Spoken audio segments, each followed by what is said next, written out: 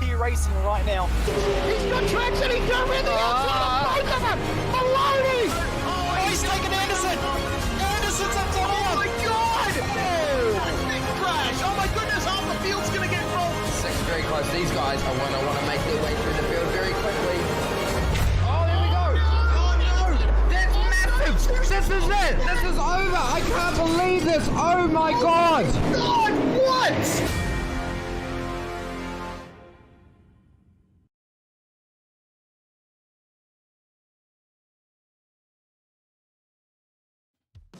Hello everybody, welcome to SimSpeed TV, welcome to the old version of Phoenix International Raceway.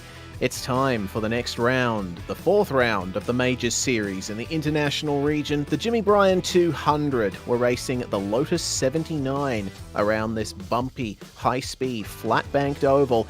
We should have some excellent, nostalgic IndyCar-style racing from the 1970s. Looking forward to this one.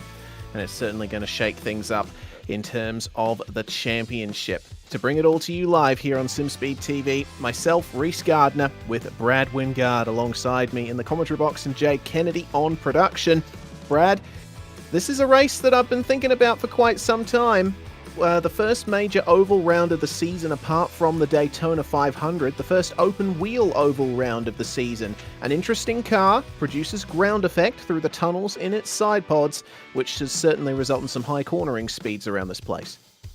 Yeah, good afternoon, Reese. Good afternoon, everyone. And this is a race that I have also been looking forward to for quite a bit. As you can see on screen now, 200 laps, 200 miles around Phoenix International. And this is not a car that I've driven a lot, but I've heard nothing but good things about. So I'm very excited to see what the racing produces today. Like you said, ground effect is a little bit of something new if you're very new to Formula Racing, but also something very old if you're not. So it's a great combination of the two, and I'm sure the racing tonight is going to put that in full effect for us to see. Absolutely. We've got 200 laps, translates to 200 miles around Phoenix International Raceway, and because this isn't NASCAR, we don't get lucky dogs. So if you end up falling a lap down, you are not going to have an opportunity to get it back under caution. And it'll be interesting to see how many cautions we end up getting today. These cars, they are fast and they are fragile, so there's a lot of space that's going to have to be given between the drivers, and they only get 5 tyre sets over the 200 laps, so they're going to have to be extremely careful about how they use them. Yeah, that's exactly it. And we've seen a couple of strategies coming through from some of the drivers that are very, very different. You can go the full race on a single set of tires, but that leaves you really vulnerable at the end. You could half fill and get tires halfway through, but then you risk going a lap down because of how short the lap is here. So a lot of different strategy, and it's going to be very interesting to see if we do go green the whole way through, if people do pit or if they run that risk. This is the way things look in the Pro Drivers' Championship standings. Sam Harper still leading the way by 106 points over Thomas Hinz, but from third on back, it is looking very close here. There's barely anything separating the majority of these drivers. There's only 5 points between Hinz and Daniel Stevens. Brett Loxton rocketing up to 4th in the standings after taking both wins last time out at Oran Park in the V8s.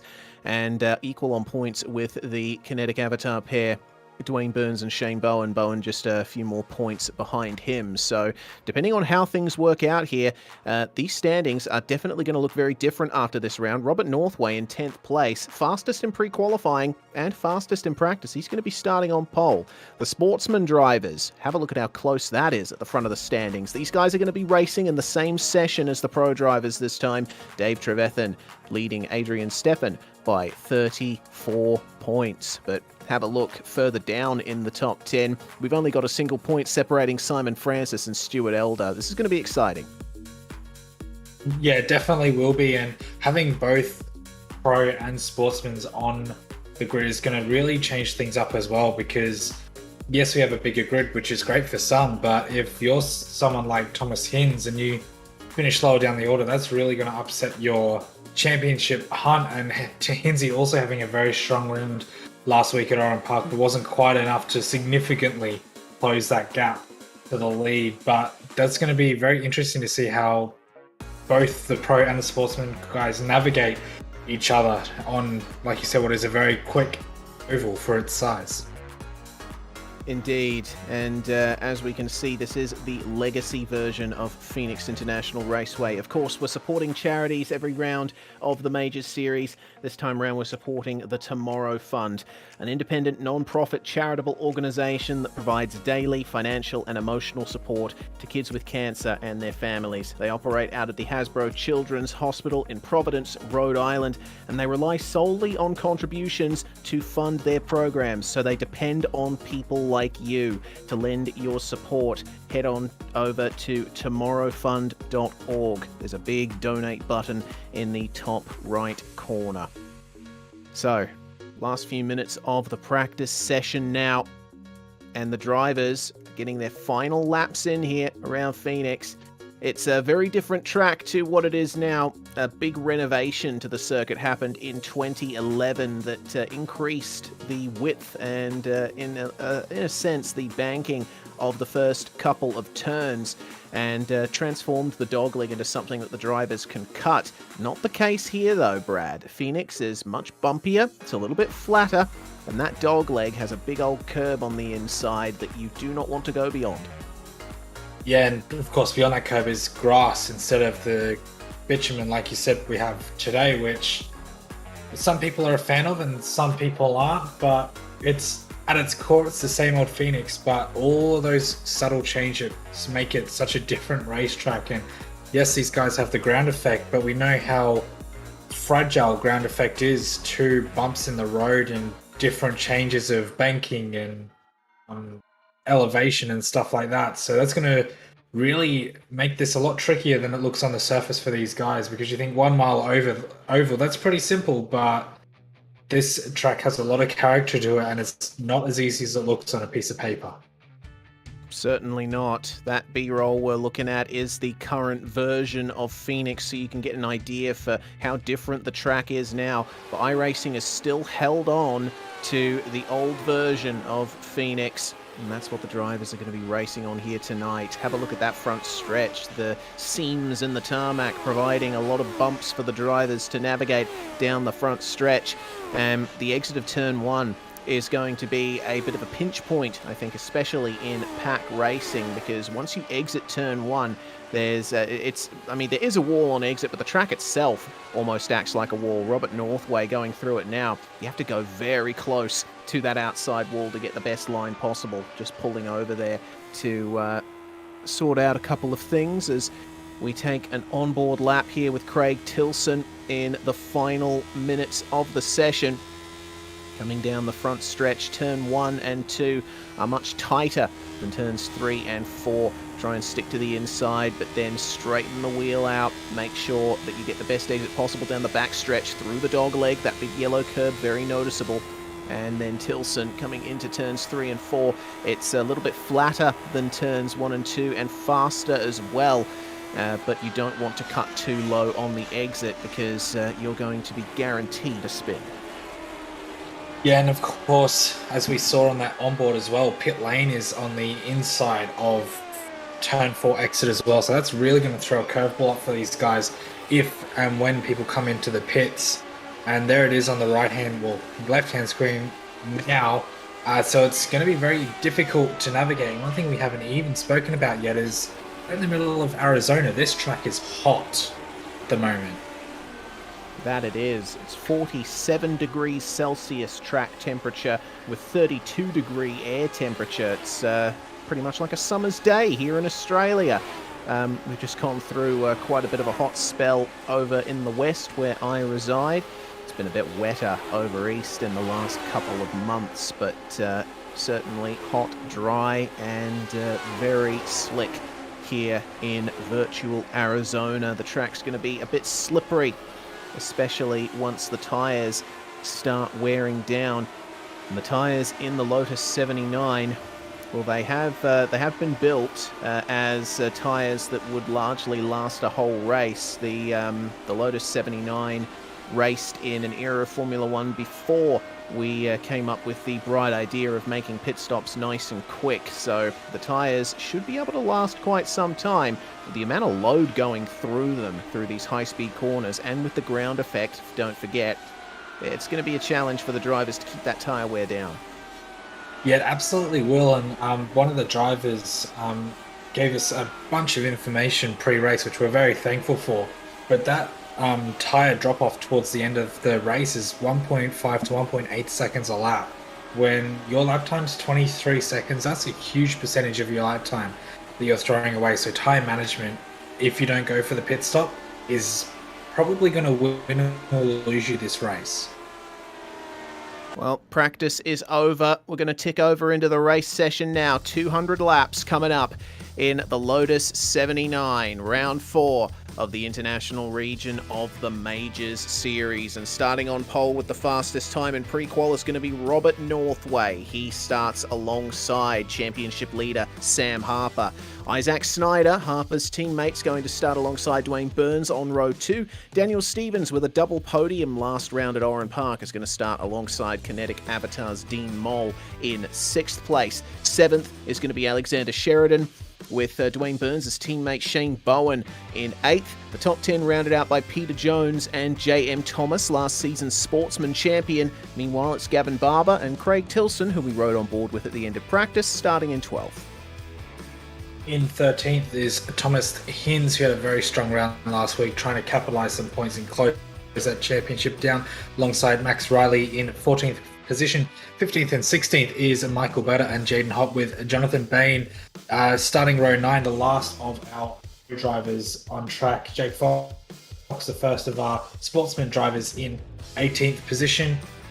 Stuart Elder and David Trevathan in 19th and 20th. Justin Teeth, Nick McMillan, Julian Mookie, and Matt Chalker in 23rd, 24th. Joshua Robertson's going to start alongside Matt Chalker there, with Peter Matson and James Catchpole rounding out row 14.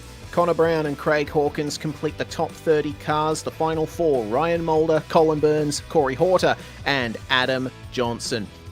With this track being a mile in length, there's only one formation lap behind the iRacing pace car, so the drivers don't have much time to get themselves sorted out and figure out what they're going to do off the start. Once the pace car pulls in, Robert Northway will assume control of the field.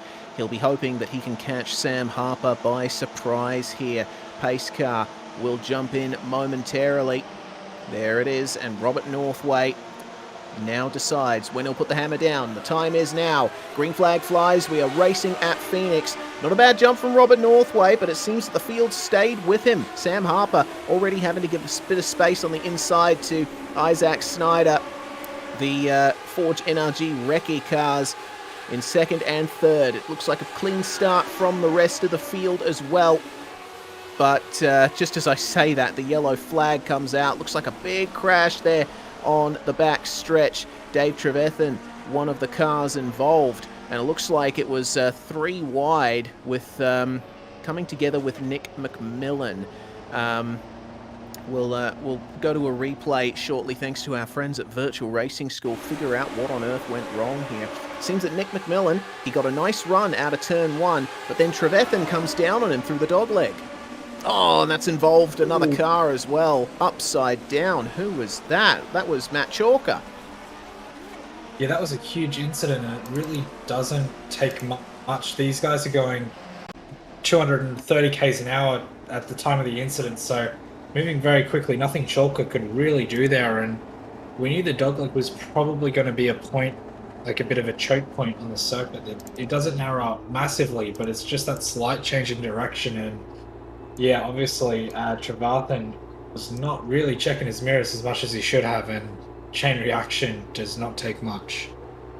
Certainly doesn't. Well, the driver's just going to sit here behind the pace car for now. It's too early to think about getting new tyres, but the drivers do get a spare car in the Major Series, so Dave is back out on the circuit. Looks to me as though still in the pits is Matt Chalker. He gave us a really good view of the underside of the Lotus 79, showing the ground effect tunnels. Very innovative Formula 1 car, this. But it seems that he's elected not to take his fast repair just yet. Probably a smart decision, considering how dangerous oval racing is, and if you use up your spare car too early, well, then if you have a big crash further on in the race, then you're going to be spending a bunch of time in the pits, losing tons of time. Yeah, that's exactly it. It's such a cat and mouse sort of scenario, but I do agree taking the extra time to repair the car completely early is a much safer option. One thing I am surprised at is Dan Stevens has not elected to come down the pit lane, which 9 out of 10 times if we're on an oval race and there's a caution, he'll come down the lane, but he hasn't yet. So we do have one person in the lane though, which I'm struggling to find on my timing. That's Julian Mookie. Yes. Okay. Well, getting a little bit of extra fuel into his Lotus 79. I think Daniel Stevens might have elected not to pit because he's so high up the field at the moment. He's in 6th, losing a position to Dean Moll on the start, but still well within a chance at trying to threaten the podium positions. So this early on in the race, probably just electing to run the tank out like the rest of them. He probably doesn't want to be caught up in the back of the field where the biggest crashes are likely to happen. Yeah, it's probably the smartest option in this scenario, but I thought it might be maybe noteworthy, but maybe a bit too early in the race for noteworthy. Of course, being an IndyCar restart, we will have single lane file, and you can overtake on the outside. So Robert Northway, no doubt, coming out of turn 3 and turn 4, will get as close to that outside wall as he can, which will also help straighten up the exit and the run down the main straight, which is no longer the main straight on the current circuit, of course. That's between turns 1 and turn 2. So very old school layout compared to the new one, even if it is minor changes. But he'll head out to that wall now nice and early and drop back from the pace car ready for his restart, and hopefully we'll get a few more laps running this time. Hopefully we will, as you said, Brad, there, running it all the way to the high line through turns 3 and 4, preparing for the restart here. Single file, as you mentioned as well. Plenty of marbles up there already on the high side, so the drivers will be struggling for grip here in the early stages. Robert Northway goes. The green flag flies to start lap 6, and let's see how long they manage to survive. The rest of the field making their way through turns 3 and 4 onto the front stretch. Already a move looking to be made there, and that was Dave Trevethan making his way past Craig Hawkins. But, oh goodness me, it's looking a bit interesting here for 9th place, Alexander Sheridan. Michael Berta there is a lap down in 32nd place, and look at that, Sheridan got held up a bit. That allows Berta's teammate Peter Jones to make his way past and into that 9th place. But there's a big gap forming to the front of the field, and it's actually backed up the pack quite substantially. We're right on board with Phil Otto here, and he's got a front row seat to all of this action. Just ahead of him, that's Jonathan Ben and Max Riley. Riley still to the inside coming into turn 1. Filters up a little bit before he makes his way into the turn. But now this is where understeer will be a big problem for a lot of these drivers. Look at that going on just up ahead to the inside going Thomas Hins, trying to make his way further up the field, pressuring Craig Tilson there for 12th position. Tilson holding on well to the outside line, but just getting a better exit than Hinsey, and he can't exactly filter up to the top line because Mr. Jonathan Ben was right there with him.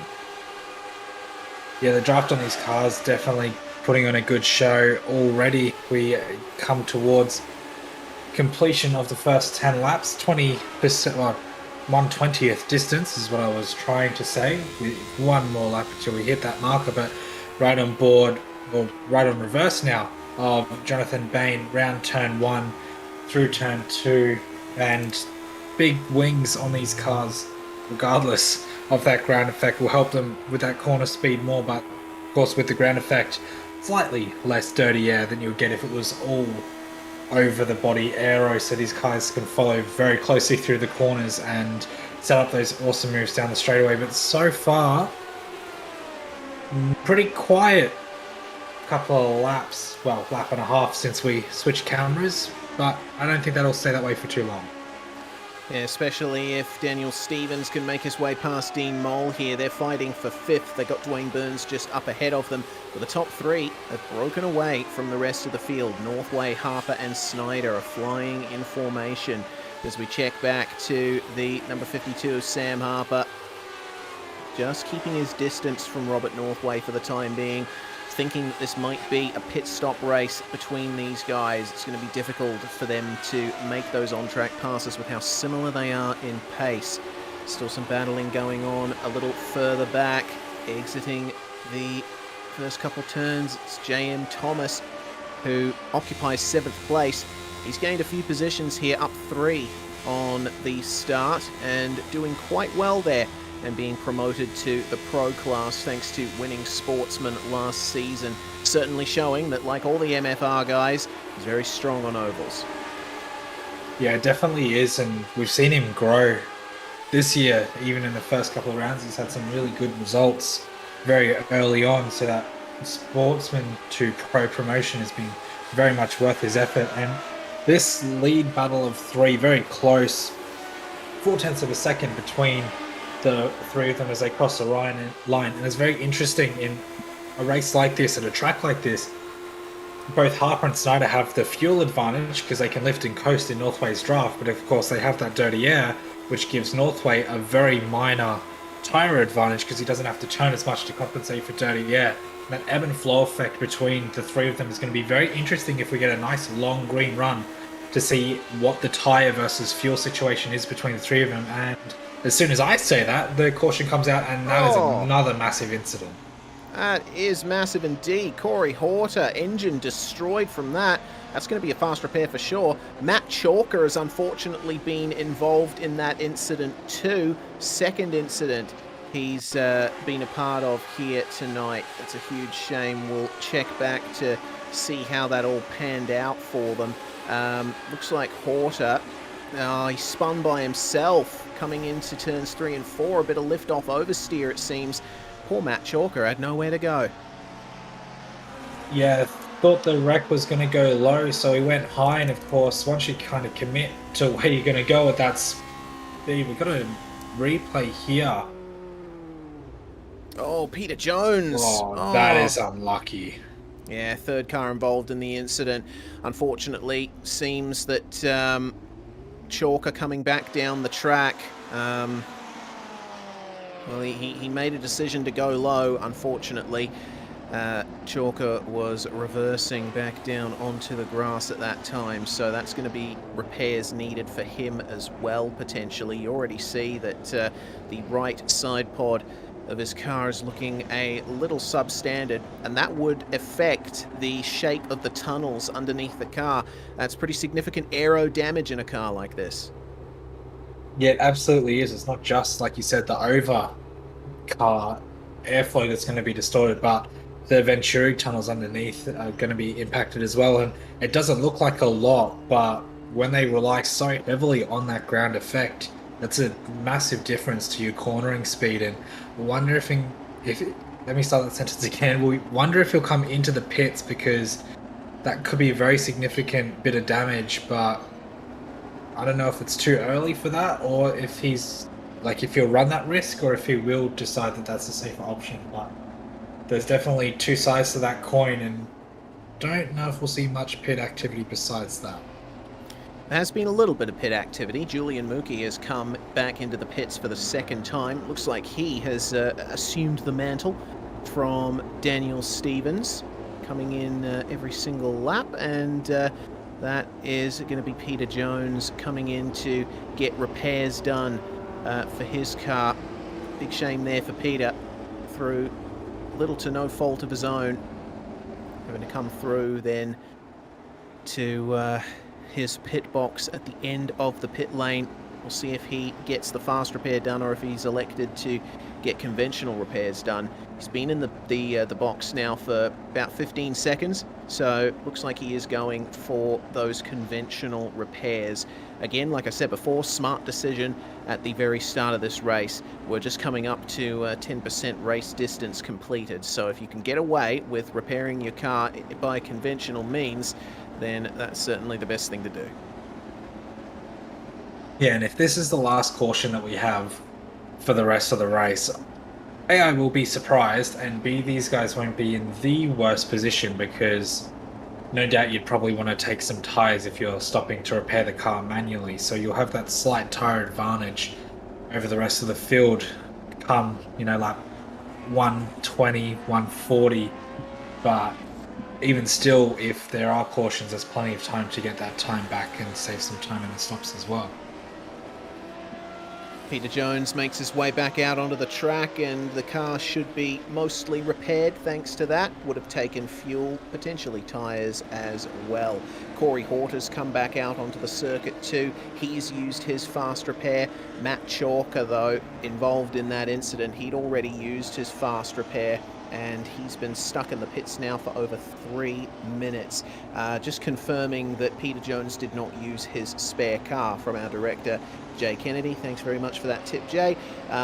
So it's Horter, Chalker, and also Dave Trevethan who have used their spare cars so far in this race. Robert Northway gearing up for the restart here. Caution over, and we are back to green flag racing. And oh dear, I've just noticed Colin Bruns is stopped on the grass on the inside of turns 3 and 4. That's a bit of a surprise there. He's off the racing surface, so he's not going to bring out the caution. Looks like he's been there for quite some time, actually.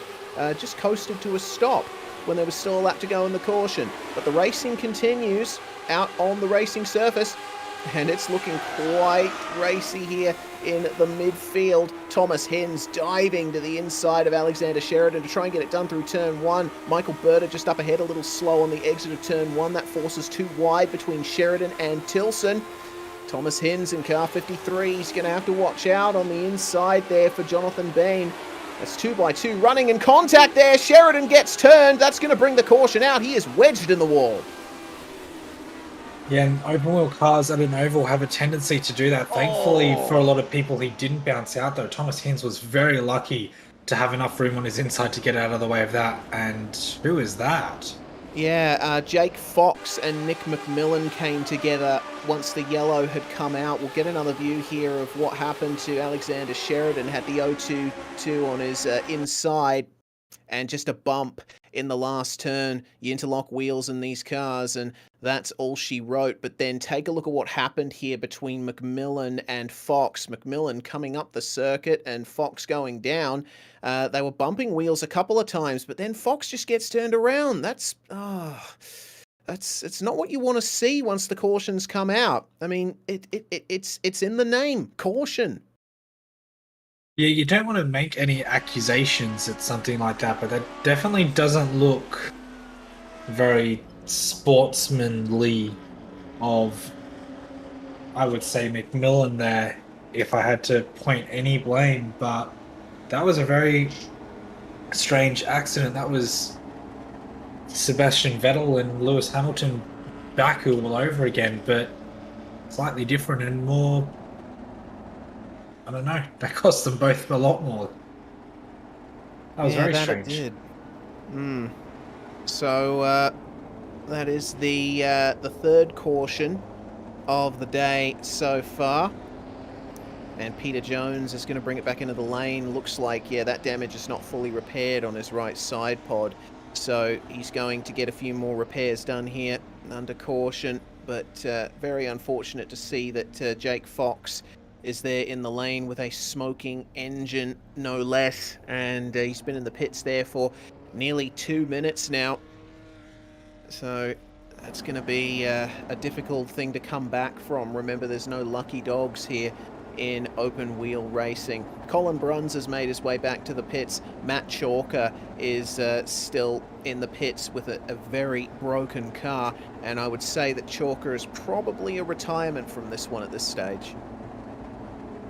Yeah, still got 174 and a half laps to be able to get some running, but it's going to be less than competitive if you want to be a bit optimistic. So I would probably call that car now, but a lot of laps left to go. Might be able to get some late positions, but 11 laps down on the leader, 25 laps in is not the greatest start.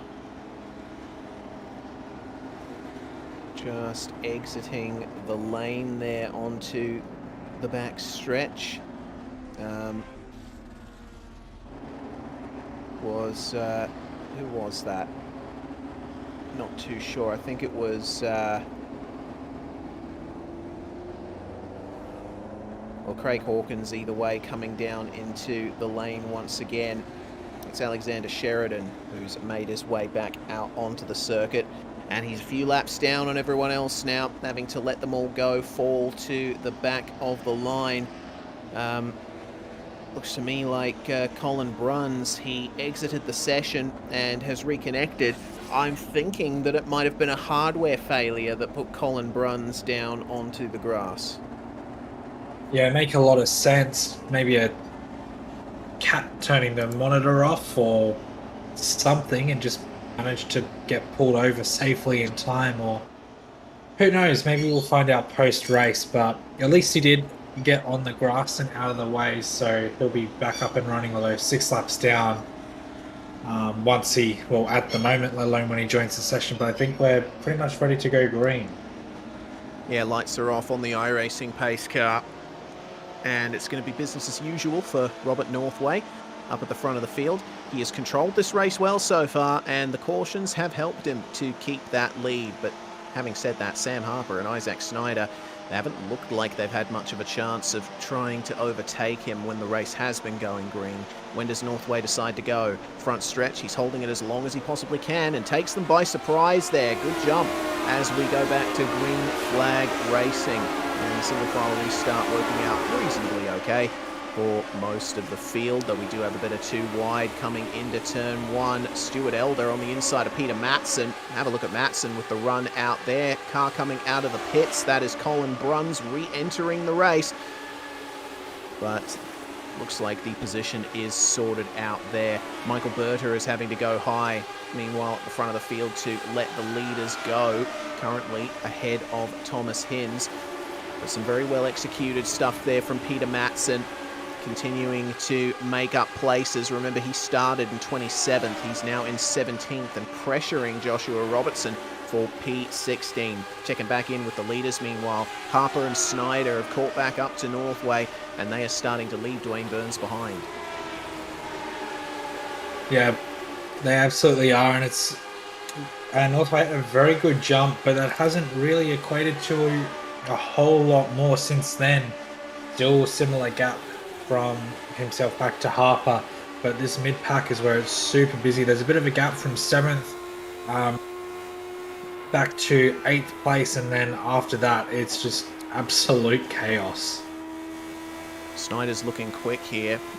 Northway's actually gotten away from Sam Harper now, and wondering if there might be a position swap between the Forge Energy Recce drivers.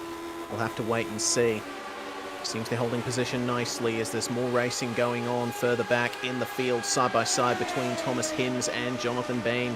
Sometimes the outside line is where you want to be on an oval like this, but Bain gets a little advantage on corner entry. Exit, though, belongs to Hinz. Bain had to go tight there and lose a bit of momentum on the exit. He's going to yield that position, so Thomas Hinz continuing to climb up the field gradually. In terms of positions gained, the most belongs to Ryan Mulder right now, who's in P20. He is up 11 places from where he started, doing quite well to avoid the chaos that we've seen so far. Yeah, he absolutely has, especially seeing a lot of those incidents has come from those late 20s and early 30s spots. That's helped him, but like you said, being able to avoid those incidents has helped him a lot. On for second place, though, between Snyder and Harper now. Snyder on the inside gets that done very easily. Harper not quite in the position to fight back through there. Wondering if his tyres are starting to go or if he's going into a bit of conservation mode now that we're getting towards 1/4 distance. But we'll have to see what Snyder's pace is like. He was fastest car on track, although last lap after the restart, Northway did take that back from him by 1/10 of a second. So Northway is on an absolute flyer at the moment, and gap is now out to 1.5 seconds, which is the most it's been all race. Indeed, the position swap executed between the Forge cars. Let's see what Isaac Snyder can do then to round down the gap to Robert Northway, who we ride on board with. Usually races for Kiwi Sim Racing, but is independent tonight in the majors. The caution is back out, and oh my goodness, car wedged in the wall. Stuart Elder. Oh man, looks like he was the only car involved in that. Hopefully no one else was involved. We'll take a look. Thanks to Virtual Racing School. Oh, goodness. He did get hit, actually. You'll see what happened here. He just goes a bit high on the exit of the final couple of corners, hits the wall, and that ricochets him into the pit wall. He ends up getting collected by Connor Brown. You'll see it here, Brad. Yeah, that first hit into the wall. The second, oh my God. Yep. I mean, that's why we have catch fences, because that was... If that was for an NFL college team, you'd be doing pretty well for yourself, but that's not really what you want when you're trying to work your way up through the pack, because we're on board with Connor Brown now. This is going to come at him like an absolute bat out of hell, and he had no reaction time. That is lucky. I think Connor Brown will be thanking the sim racing gods for that. It seems he's gotten away from that with no damage. So... oh, that could have been a much worse incident. Either way, Stuart Elder, teammate at Forge NRG to Isaac Snyder and Sam Harper, not doing the best now.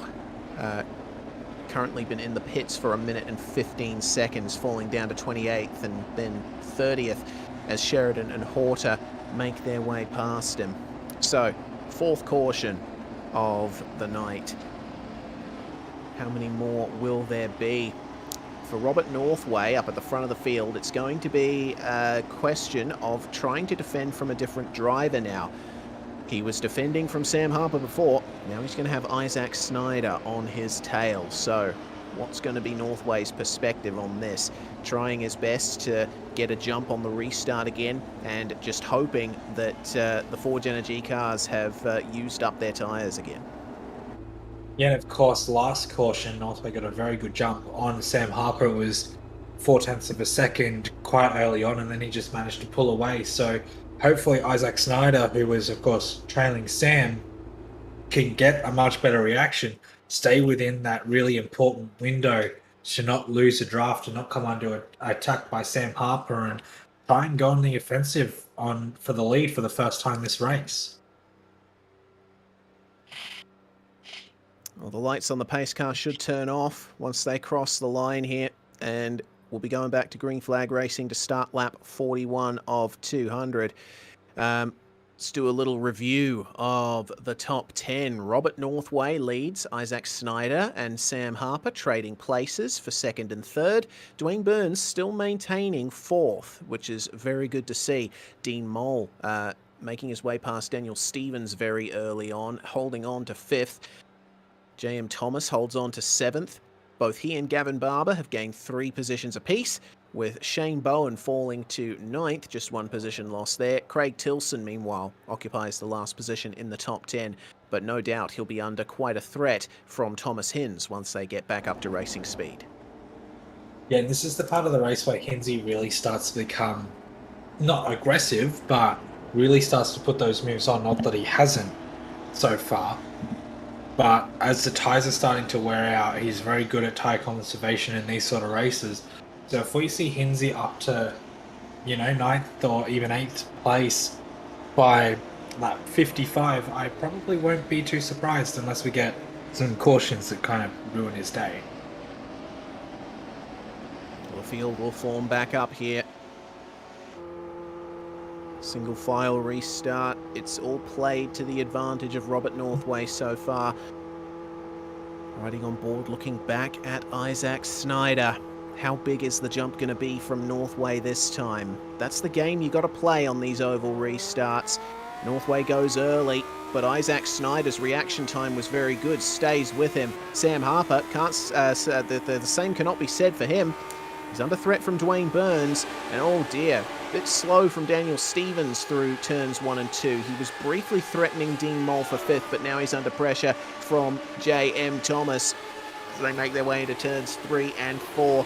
Got to stay a little bit high of the yellow line at the bottom of the circuit. That's where the grip is. That's what the fastest line is. There's too many bumps down there towards the apron.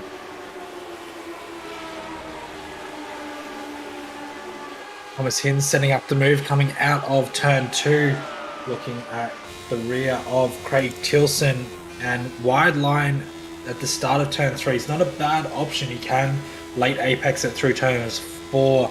The inside is 9 out of 10 times better through there, but turn 1 and 2, different story. Outside is absolute king if you want to make a move down the back straight, gets a good run but not quite good enough, and the big draft train that we see so often in these sort of races is really hindering his process at the moment. Tries a wide line again, late apex on the inside, but still can't quite get the run that he needs down that main straight to set up a move into turn 2, or turn 1, to get the move done by the dogleg. But he's slowly edging closer to the back of Shane Bowen now. Yeah, looks like the draft is pretty strong there for Craig Tilson. It's allowing him to keep Thomas Hins behind for the time being. How good is the exit, though, out of the final corner? Hins, he's not quite able to get the move done before turn 1, just lifting out of it. And look who it's brought back into contention there, Jonathan Bain.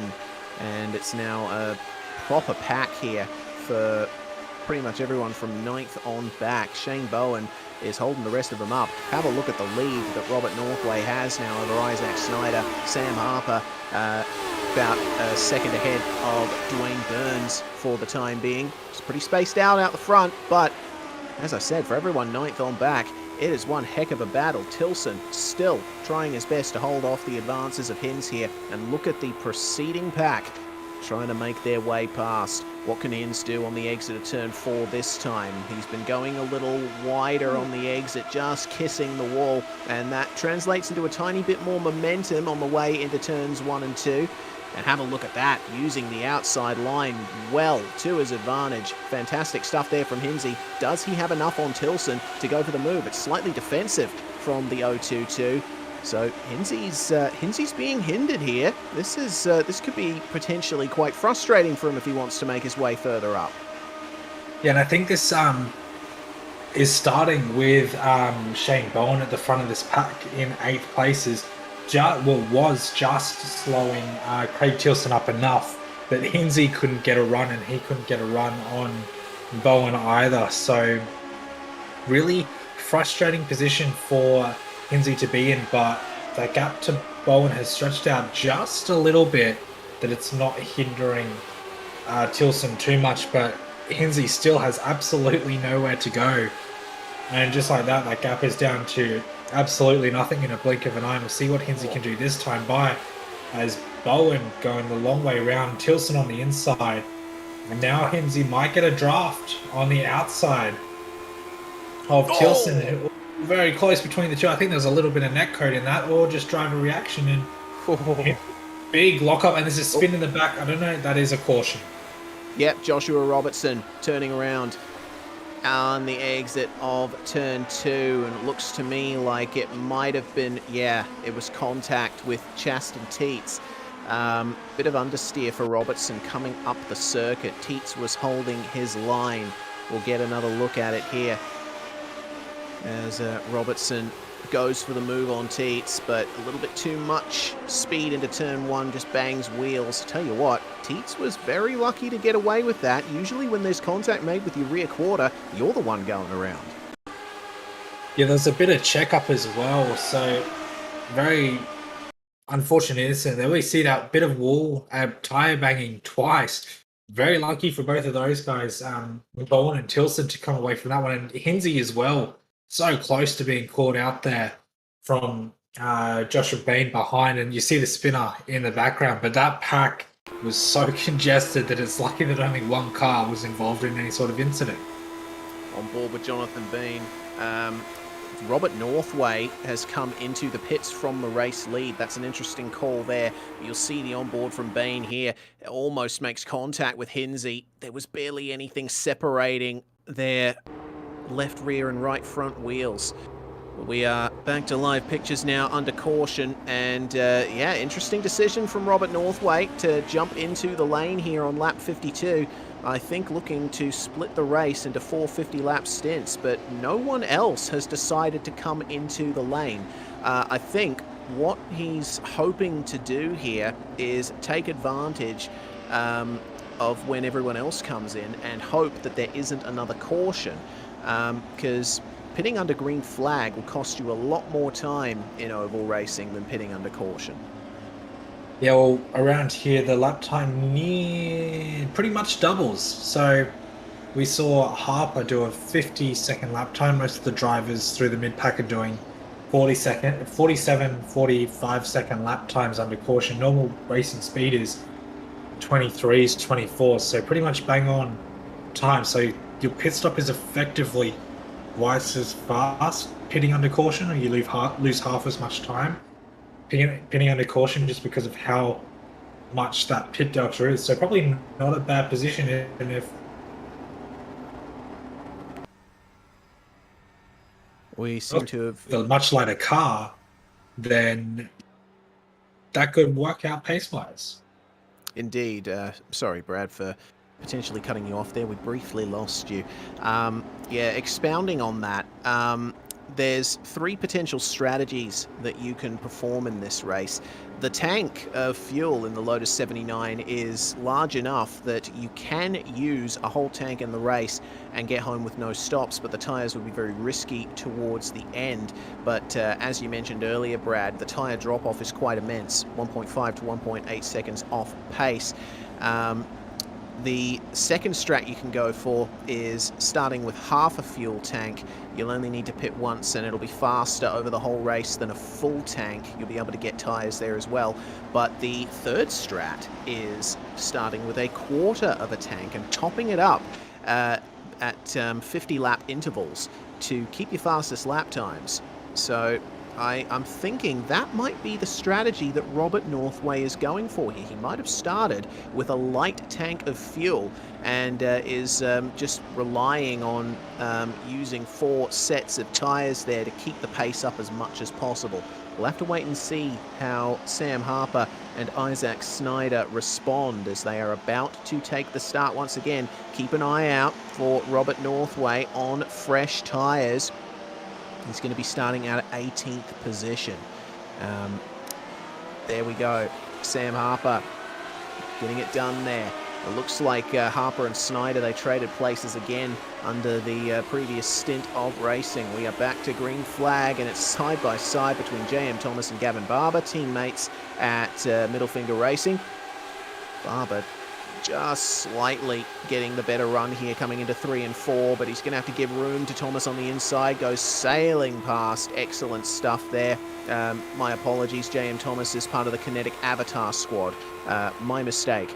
And it's a cutback now from Gavin Barber, but he's not going to be able to get it done. Thomas able to maintain a bit more speed throughout the middle of the road in turns 1 and 2, but Barber's still not done here, trying his best to get back up the inside. These guys are costing each other a bit. They're letting Daniel Stevens get away from them. Barber wants to keep himself in touch with his teammate, understandable, but if they keep running side by side by this, looks like J.M. Thomas is proving very difficult to get past.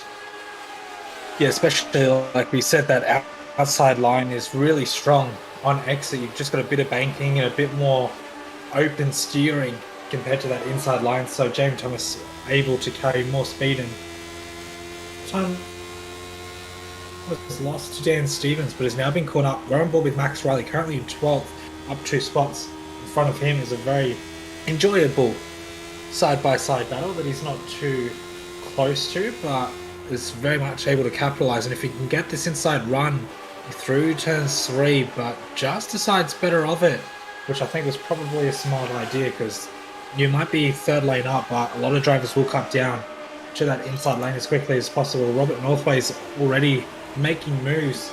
It says he's down 16 spots, but of course he is the only car on the lead lap to have pitted, or the highest car on the lead lap to have pitted, sorry. So that is very much not representative of his position, but making moves very quickly on this restart. Yes, his fellow cars that pitted under the last caution were Chaston Teets, Joshua Robertson and Craig Hawkins, 23rd to 25th place there. And now it's a battle for the top 4 with Robert Northway out of the picture for the time being. Northway's not made up any positions, but I think he's just looking after his tyres for the time being. Dean Mole now trying to challenge Dwayne Burns for 3rd place. Mole has made up some good positions here. Past Daniel Stevens early on, and now thanks to Northway he's up 2 places from where he started. Daniel Stevens though still holding on to P5, and he's a little bit of a way off these guys. Remember, he was the driver just ahead of the battle between J.M. Thomas and Gavin Barber, which is still ongoing here. I saw that Gavin was trying to make a move on Joshua, but again it's just not working out for him.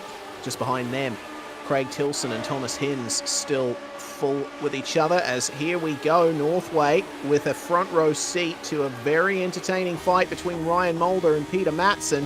Oh, Matson suffering, I think, a bit of understeer there in the final section of turn 4. Let's see what Northway can do here on these fresh tyres to try and get those moves done. He's looking a bit aggressive here through turns 1 and 2. Could be lining up a move on Peter Matson here. Matson going defensive to the inside, but Northway much harder into the corner. Can he pick up the throttle on the exit and get the move done? Only just. Yes, he can. So Matson's going to have to fall in behind there. A little bit of a tightened entry into turn 1 as the caution is back out. That's a spin there for the 019 of Jonathan Bain. Yeah, I just saw that up ahead, and I think that was just lost the rear end coming out of turn 2. Oh, he caught someone else as well. I don't know who that was. That was a big hit further up the road. That was Max Riley got involved as well. So Jonathan Bain coming into turns 1 and 2. The rear end just gets away from him there, and yes, Max Riley was involved. Goodness me, that's quite the hit. Went airborne, did Max. That's going to result in some damage to his left side pod, potentially a suspension too. You'll see Ben going for the spin just up here, and oh man, there weren't many places for Max Riley to go there. Once you've committed to accelerating out of the turn, you can only really follow one line, and I think he was just hoping that Ben didn't spin back up the circuit. Unfortunately, he did. Here we go, pit stops starting to come into play here. Daniel Stevens and Gavin Barber are now into the pits for their first stops of the race. Yeah, we're pretty much bang on 1/3 distance as well, so maybe going for a 2-stop race or just having a bit of a refill and some fresh tyres to get this pace advantage over those around them. So it'll be interesting to see how their race plays out if they do go full distance from here, or probably the preferred option would be to get to lap 130, 140 and pit again to split that race evenly. So about half the field, a little over half the field, have taken a pit stop in some form or another, whether it's scheduled service or they've been involved in an incident. So top 12 have not pitted though, so that'll be very interesting to see where they end up. All right then, away we go.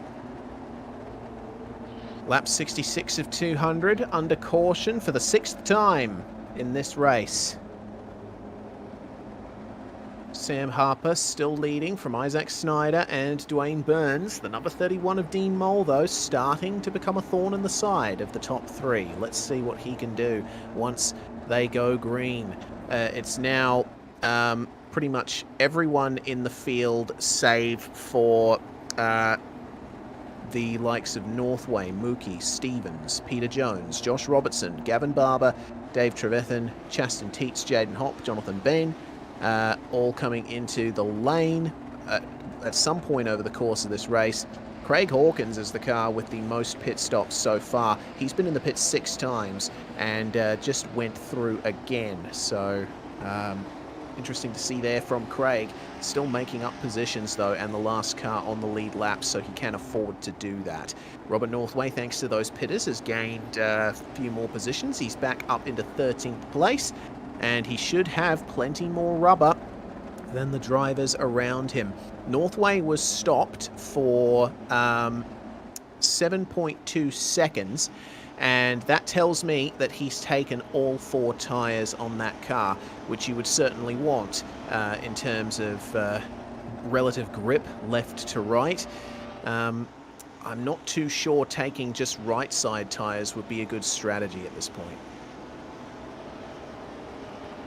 No, I think I would agree with that, because some tracks you can just take right-sided tyres for an oval track, but I don't think this is one of them with the nature of the corners, especially turn 3 and turn 4.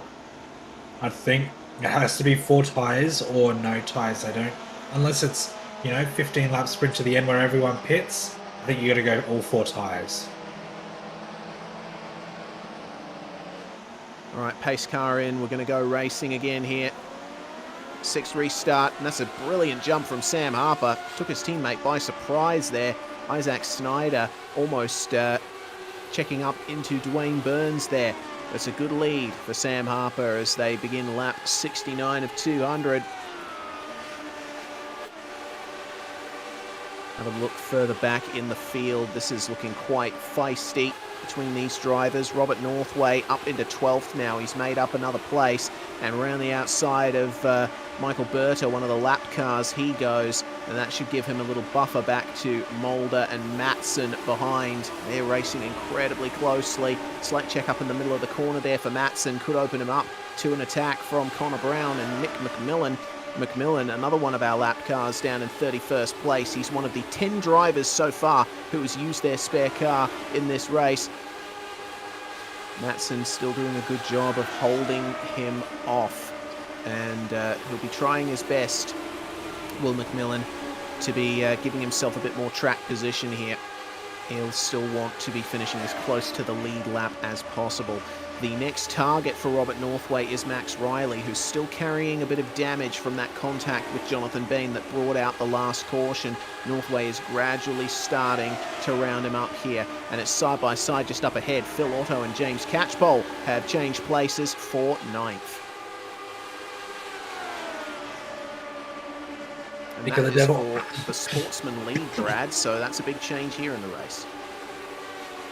Yeah, that absolutely is, and they haven't really decided to settle that one just yet.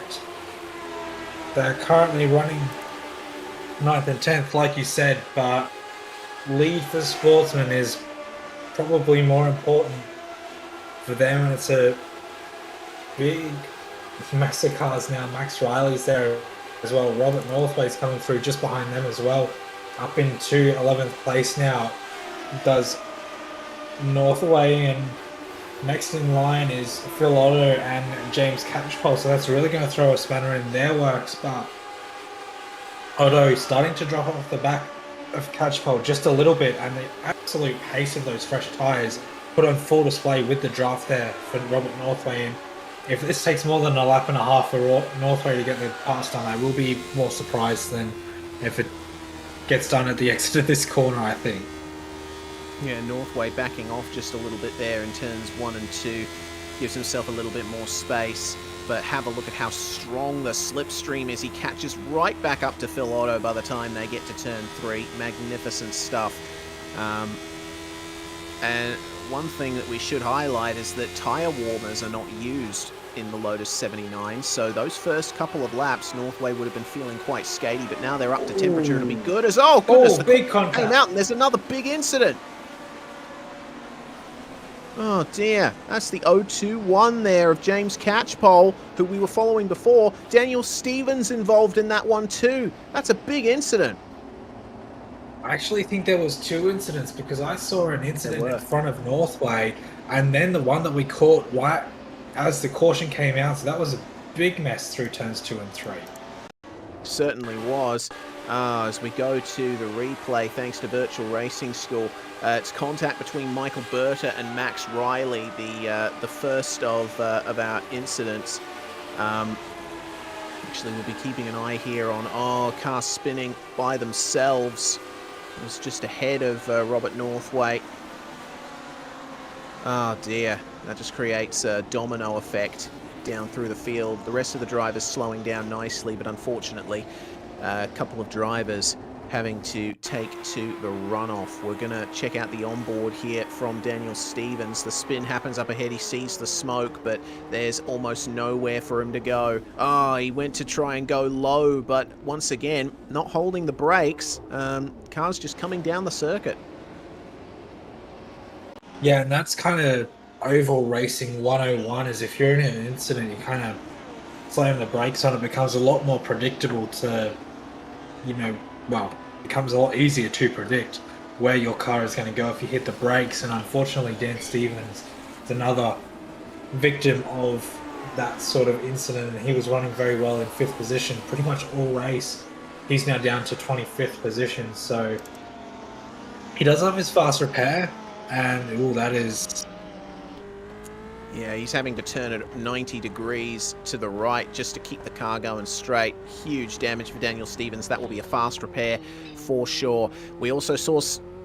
he is also going to go a lap down, unfortunately, thanks to the time he lost due to the crash and spin. Sam Harper, we saw, taking a pit stop. He's come back out onto the track in 18th place, but relative to Robert Northway, I don't think it's worked out well for him, because Northway is up in 9th now due to that extra time spent at racing speed. Oh man, this is going to become quite a confusing race to follow, I think, Brad, because we've had all of our leaders pitting at different times so far. Yeah, it's great though. We love that sort of thing, because we saw at Daytona that was strategies all over the place, and in the last 10 laps it really came together for an absolutely awesome finish.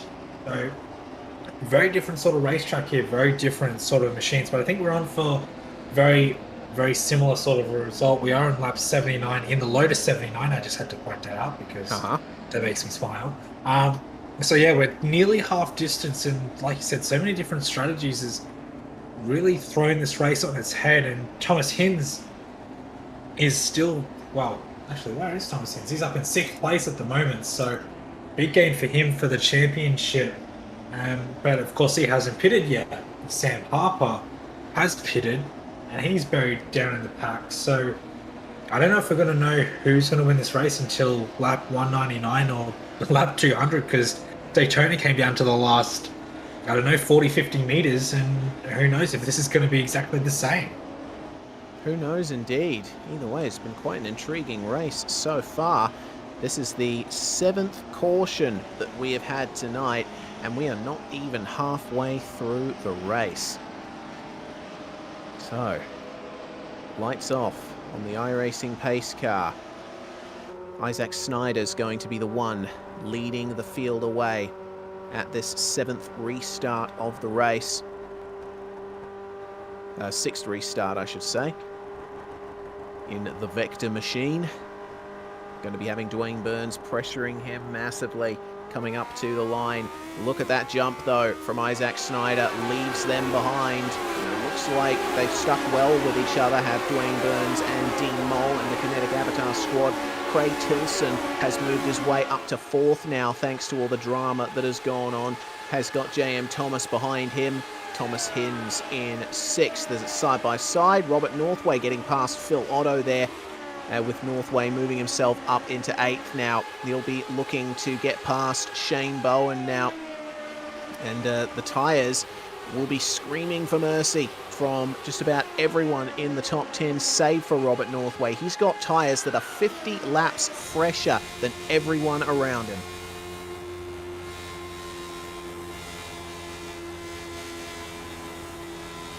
On board with J.M. Thomas as he tries to chase down Craig Tilson.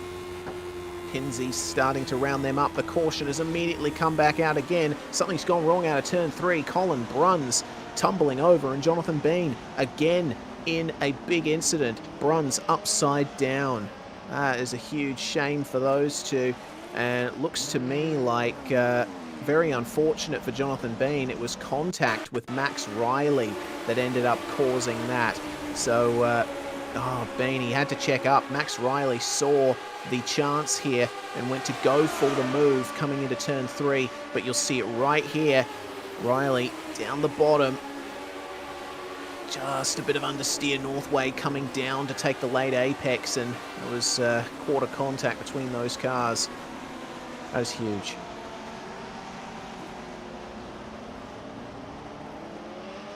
A very, very unfortunate incident is probably the best way to describe that, because there was the space there, but the understeer just catching him out, and it really doesn't take much at these sort of speeds. Of course, turn 4 is not the fastest corner in motorsport, but it's still fast enough. And we have that's Dwayne Burns coming into the pits for his first stop. He's decided 84 laps is enough on this set of tyre, well, this set of rubber. So 3 cars in as well behind him.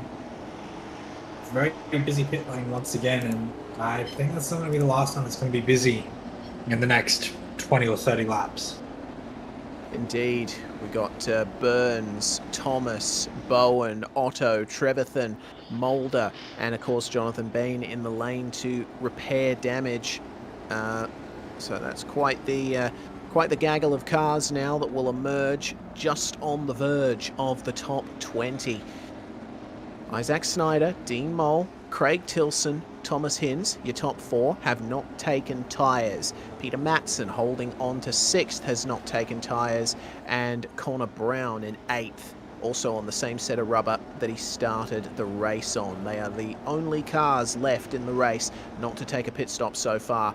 And I'm starting to wonder now, as we start to approach the lap 100 mark, Isaac Snyder, at least, I'd say everyone else on the same set of tyres they started the race on will be hoping for another caution to come out in the next 10 laps or so that they can get their second set of tyres on around lap 100. Try and make the race on 2 sets.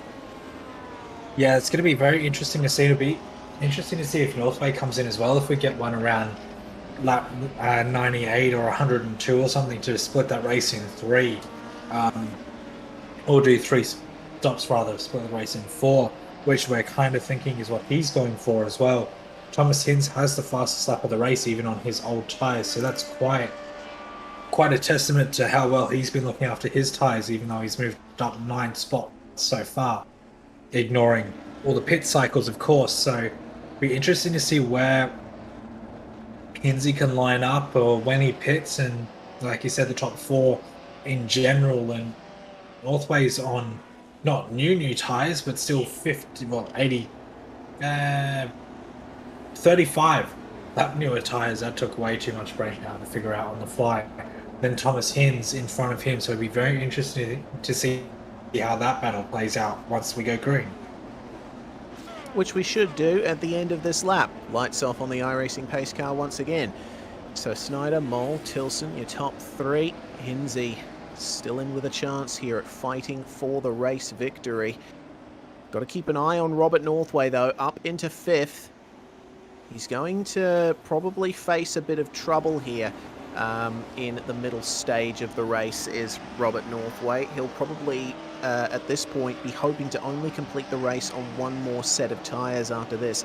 Otherwise he's just going to lose too much time. And Daniel Stevens now a lap down thanks to the incident earlier where he had to use his spare car. He is the lead car, I think, a lap down. At least he was last time they came around. Isaac Snyder's going to take the start here. A good jump once again. Seems that Dean Moll was a little far back there on the restart. So the top 2 with a nice gap to the rest of the field, looking a bit more cramped there in the middle of the field. The yellow flag has immediately come back out. That is a huge crash coming into turn 1, a proper pile up. It's a junkyard at the back of the front stretch. I don't want to sound like a pessimist, but I kind of expected a crash like that to happen about 80 laps ago, because that front straight is very narrow. These cars are very fast. We get the replay of it now. These guys, of course, at the back of the pack are already moving at a rate of knots and absolutely nowhere to go, or 25th or lower, because that was a huge incident. Yeah, and it was started with Dwayne Burns and Phil Otto, the teammates at Kinetic Avatar. There was a bit of a check-up just ahead, and Phil Otto went right into the back of Dwayne Burns. very unfortunate. That ended up involving just about everyone behind them who were rapidly trying to make their way through. You'll get a view of it here. There's the checkup, and Phil Otto slams his teammate in the rear, and that just causes a chain reaction. So with that caution, Craig Tilson and Thomas Hinz have decided, yes, it is time to come into the pit lane. Probably smart idea getting towards half distance, because like we have said, you can do the whole race on a single tank of fuel and a single set of tires. So not quite perfect 50-50 split, but it's near enough to really maximize those tires for the second half of this race, and that puts them down the pecking order a little bit.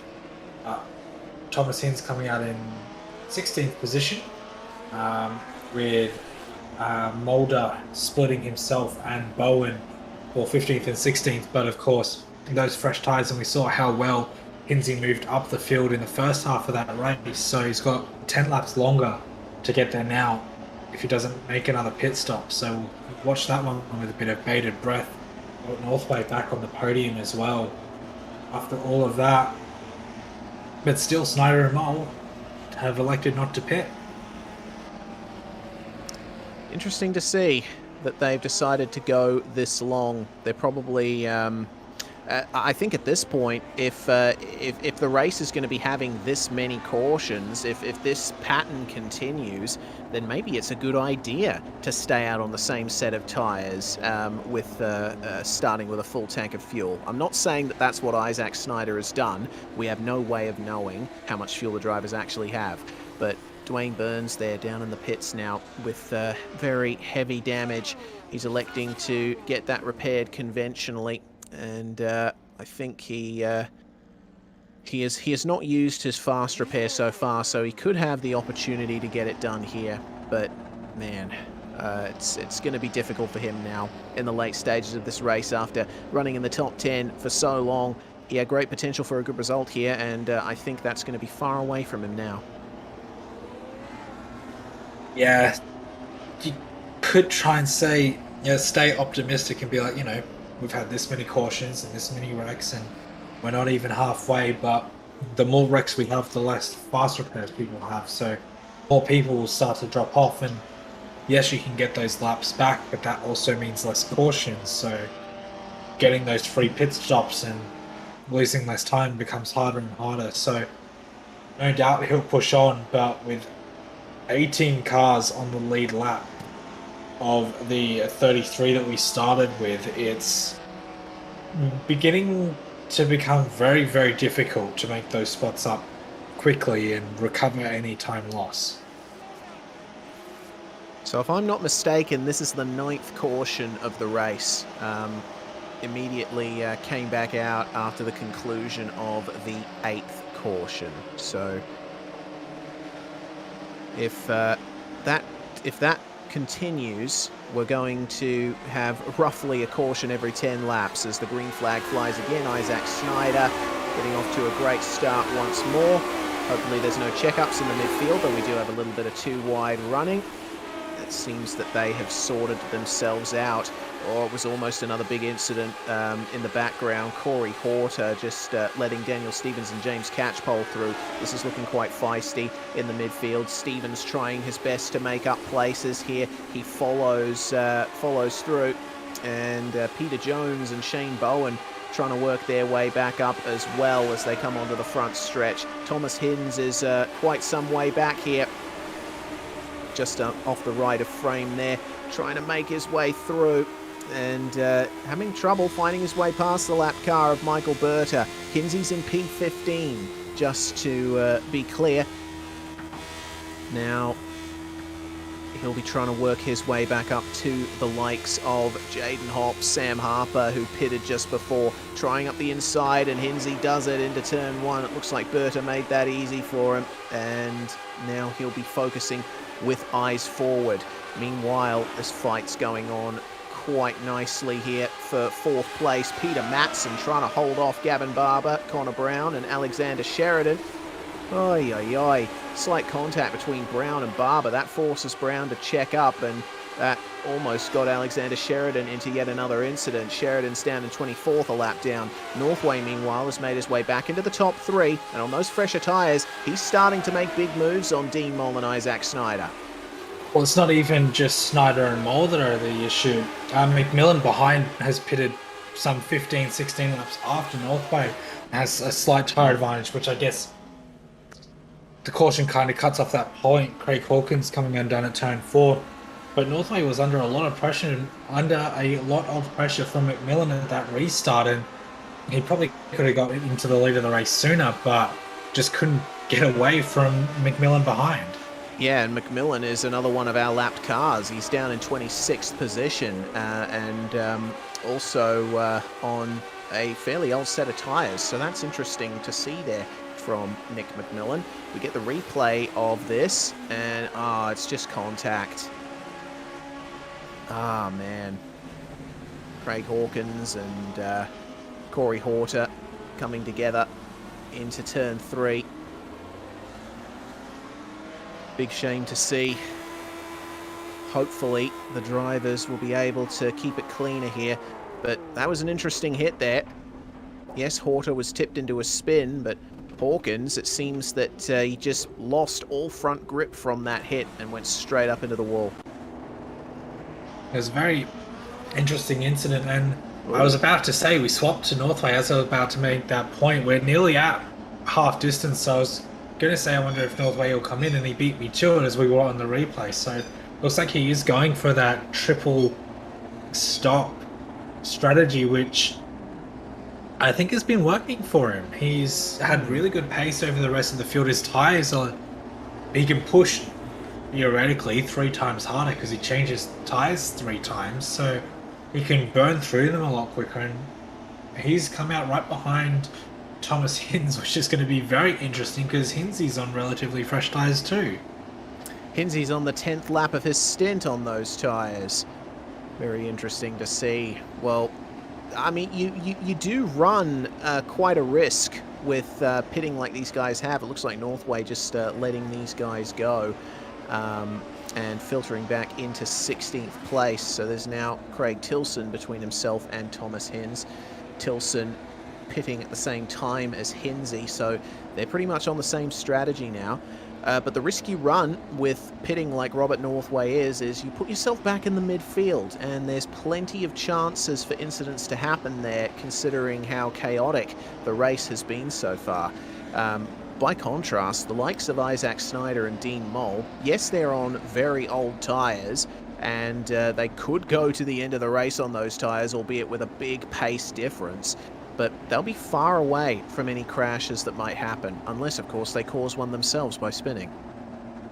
That, or if they manage to catch some lap cars, but at this point, that hasn't really been much of an issue, because, like you said, we're getting 9 or 10 laps of green flag running between each caution, which is pretty much bang on now that we're on lap 100 with our 10th caution. So that hasn't been much of a factor either, and yeah, okay, there's 4 cars in the top 5 that haven't pitted, and that puts them at a slight disadvantage, but they have track position, and that is key, especially if we keep getting these cautions.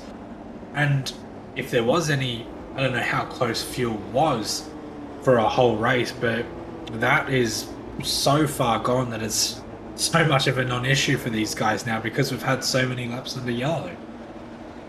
Yeah, plenty of fuel saved, trundling around behind the pace car. So there's 12 cars so far that have spare cars left. Snyder and Moll, and Barber, our top 3. Peter Matson, Connor Brown, also with spare cars left.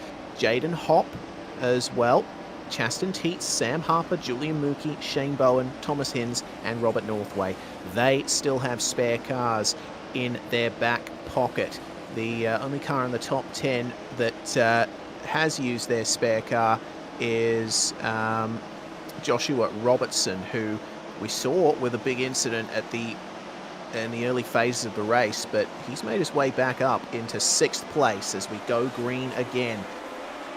Away we go. Isaac Snyder getting a great run there over Dean Mole. Nick McMillan, the lapped car in 27th. Corey Horter, he's going slow. He's got big damage here, and he's having to let everybody go. That's checked up. The majority of the field here. Matson's going to now try to hold off Connor Brown. They got Alexander Sheridan in 24th with them as well, as Corey Horter stays low to let the field by. There we go. Could be a move for 4th. Peter Matson side by side here with the number 51. Who gets it done? Connor Brown up the inside into turn 1. Gets it done beautifully. And Sheridan will have to back out of that one. Doesn't want to make life too difficult for these guys being a lap down. But Robertson and Hawkins, 6th and 7th now, are right on him. Yeah, that's the problem with lap down cars, is you want to get out the way, but you need to be predictable as well. Robert Northway's view is an absolute mess at the moment. They're sitting in 14th position. Nearly contact with Robert Northway and Tilson there. Robert Northway going 3 wide round the... Oh, there's been contact. Northway is off. He's on the grass. He's managed to save it very well, though. That was nearly very close. So we did have a battle for the leader as well. Everything is going on in this restart. Goodness me. Absolute chaos going on here. Well, that is Dean Mole into the race lead, passing Isaac Snyder, but Snyder's going to try and get him back here. That was a big problem for Robert Northway. He's fallen all the way back into 17th place on those cold new tyres. Here we go then. What can Dean Mole do in the lead of this race? Him and Isaac Snyder are pretty much on their own here as Gavin Barber gets by Nick McMillan, and Barber will maintain 3rd. Meanwhile, Thomas Hins a bit further back here. He's got Julian Mookie, who we ride on board with, looking back at James Catchpole and Peter Jones with another car in the midst of that fight too. The fight is still on for 5th though. Peter Matson, goodness me, he's having to give some room to Joshua Robertson on the inside. There's battling going on all through the field here with half the race done. Robertson with a poor exit. That's going to give Matson the advantage once again. By into turn 3. But oh, don't catch too much of the apron, mate. You'll understeer up. And that almost happened to Joshua Robertson there, almost getting involved in an incident. Oh, hopefully things calm down a little bit here, Brad. Yeah, Robert.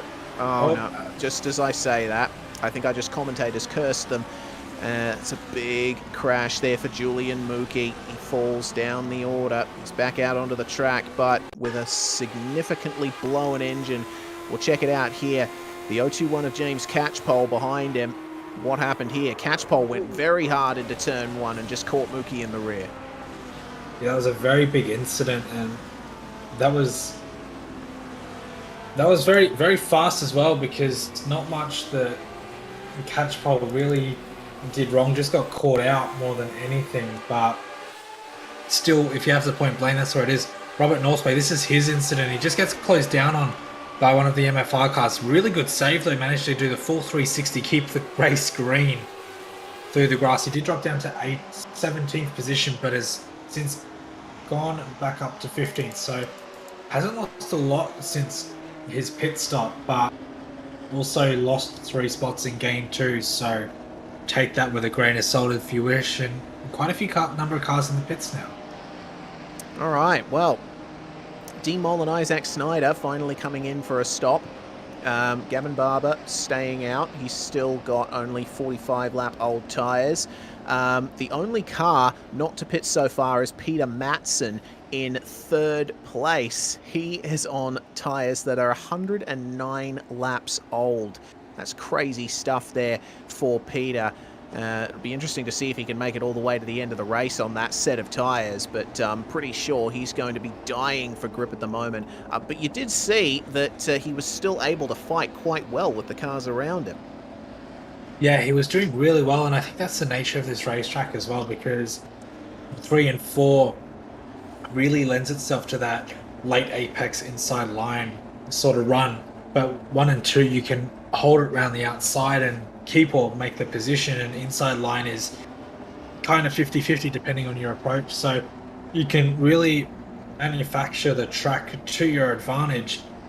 And I think Matson's done that really well on that restart. He's sitting in 3rd with pretty much half dead tyres compared to those around him, and his hasn't really forced anyone down on below the yellow or up towards the fence. He's just putting his car where he needs it and doing a really good job. Yeah, big shout out to Peter Matson. Only car in this race not to have taken a pit stop. So now, Julian Mookie was on the list of cars that had not taken a fast repair, but I suspect he will do that now. Unfortunately, he had to tow back to the pits after that incident. We did see him rolling after the crash, but just past the dogleg, his engine blew, so he had to tow back. Unfortunately, he's going to be waiting quite some time before he can get that fast repair done, and he will go at least a lap down thanks to all of this. Fast repair was completed. I just saw on my end, Mookie is back out of the box. There we go. Unfortunately, 2 laps down, but he will be able to make it out just ahead of the pace car and the field, so he won't go 3 laps down. One thing I have noticed, Dan Stevens, after his early incident, you see him there, that black car right in the middle of the screen now, is 1 lap down in 17th position. He only has the 3 leaders in front of him to get back onto the lead pack. So it's difficult to get your lap back here, even though it is such a short lap around the circuit, but he's half a second at this speed from getting back onto that lead lap. So if he can get a really good restart here, Dan Stevens might be back on for this race, and 16 cars on the lead lap. He'll be 17 if he gets there. This is not over for him yet. Certainly not. And his tyres are 34 laps old. He's going to have a bit of difficulty, I think, working his way forward a little more. But the green flag flies, and Gavin Barber leads them away. It's Robertson and Matson, your top 3. And Matson already trying to make moves on Joshua Robertson, tried up the inside into the first turn, and he is looking incredibly racy, even though those tyres are 113 laps old now. Look at Daniel Stevens behind, though. Stevens, his tyres are only 34 laps old. Let's see what he can do then with a little bit of extra grip coming into turns 1 and 2. He's not going to have a chance to get by Matson here. Maybe on the exit it'll work out well for him.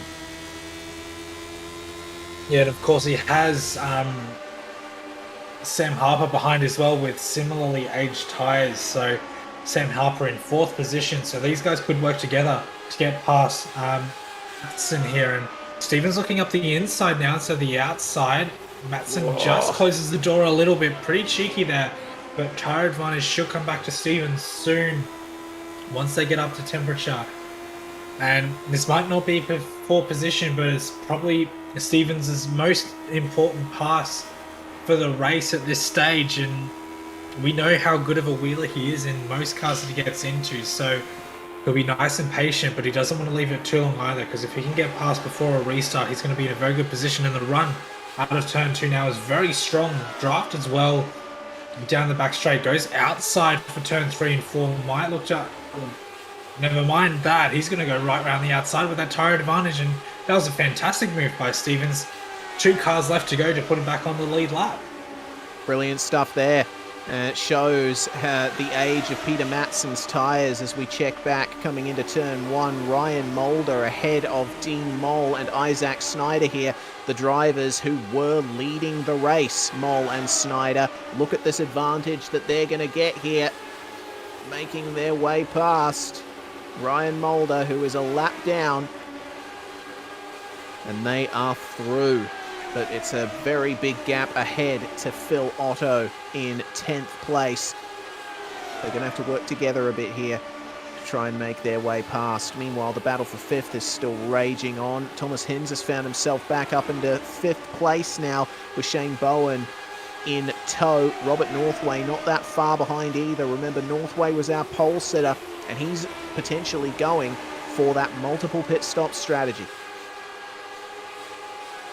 Yeah, the caution definitely helped Northway with other people pitting and, you know, kind of minimizing the damage of his spin earlier on. He's right there as well. But this is probably the busiest part of the circuit.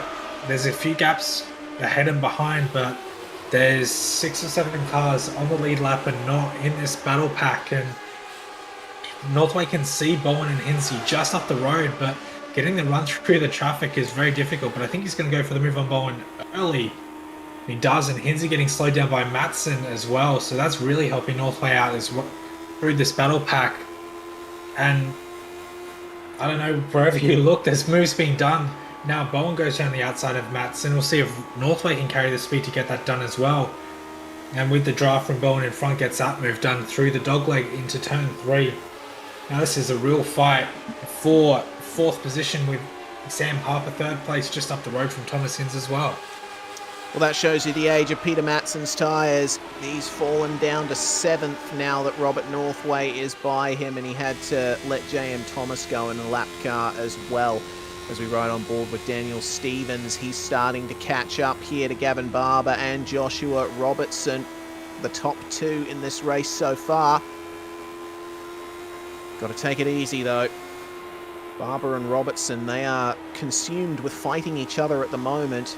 Can Daniel Stevens get back onto the lead lap? He'll be hoping to get it done quickly, because with the rate the cautions have been happening in this race, you have to try and make the move and make it stick as quickly as possible. You don't want to still be behind these guys when the caution comes out. Have a look at that. Goodness, Joshua Robertson still fighting to get past Gavin Barber into the lead. He is giving a good advantage to Daniel Stevens behind though.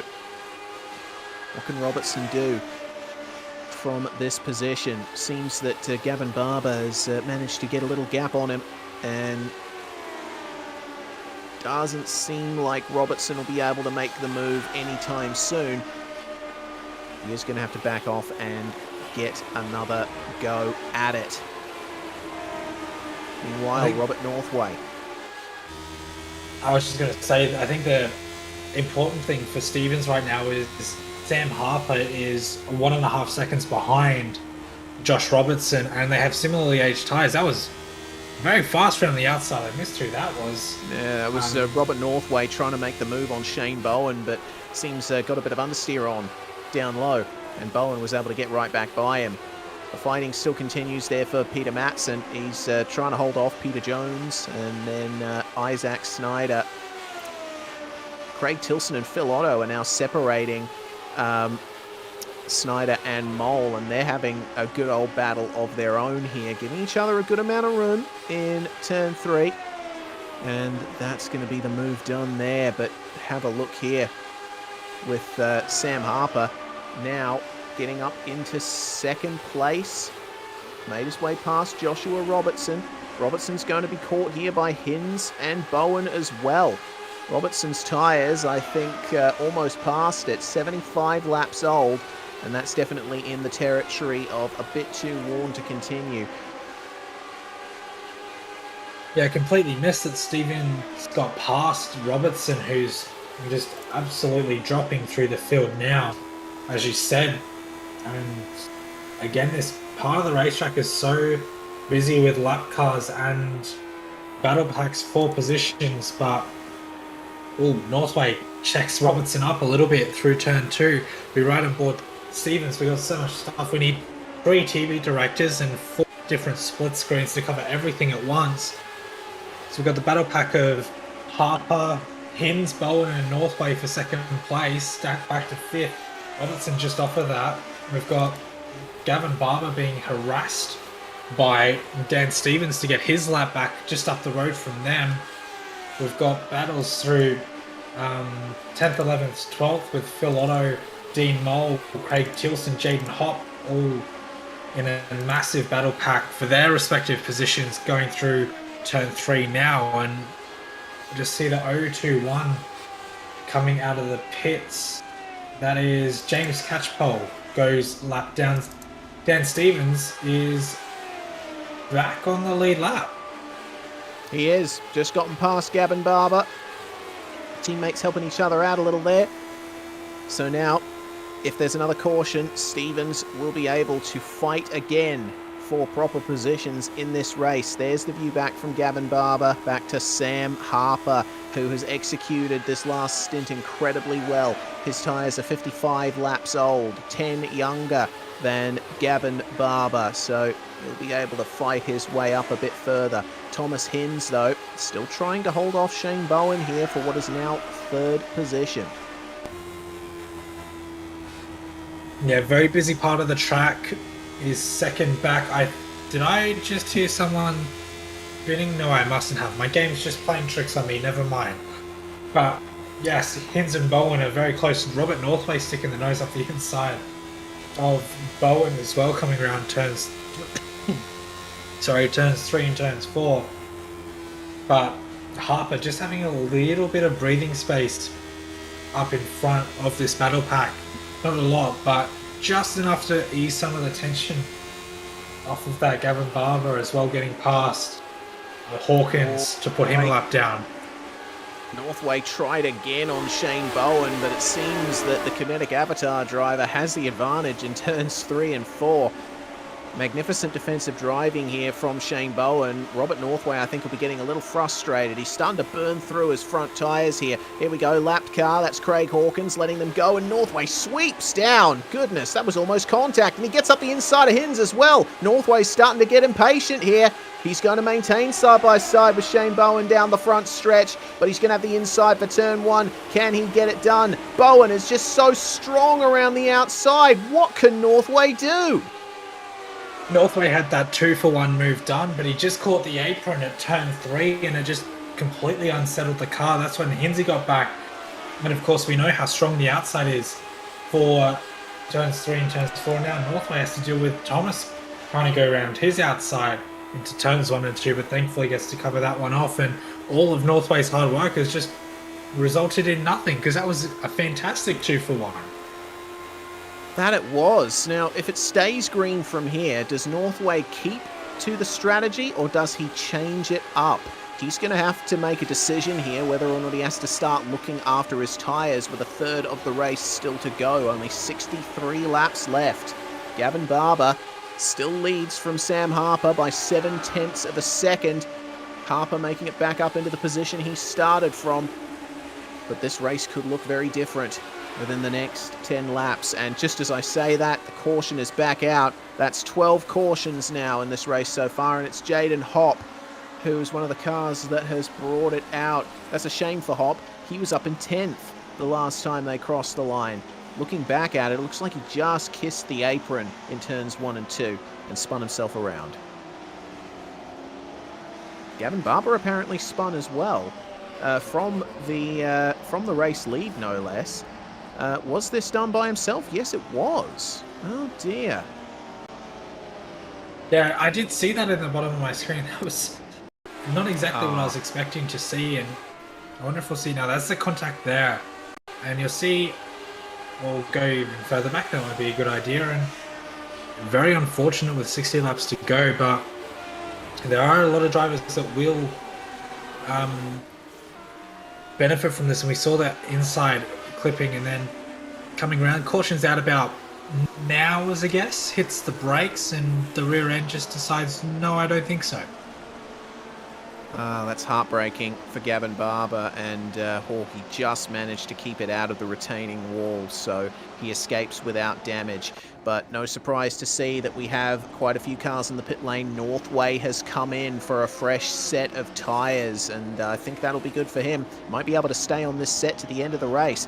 Shane Bowen also came in. Peter Jones, Peter Matson, Chaston Teets, Julian Mookie in as well, and that's going to be all of them out now. So the drivers that pitted: Bowen, Northway, Robertson, Jones, Matson, Teets, and Mookie, and that looks like that's all of them.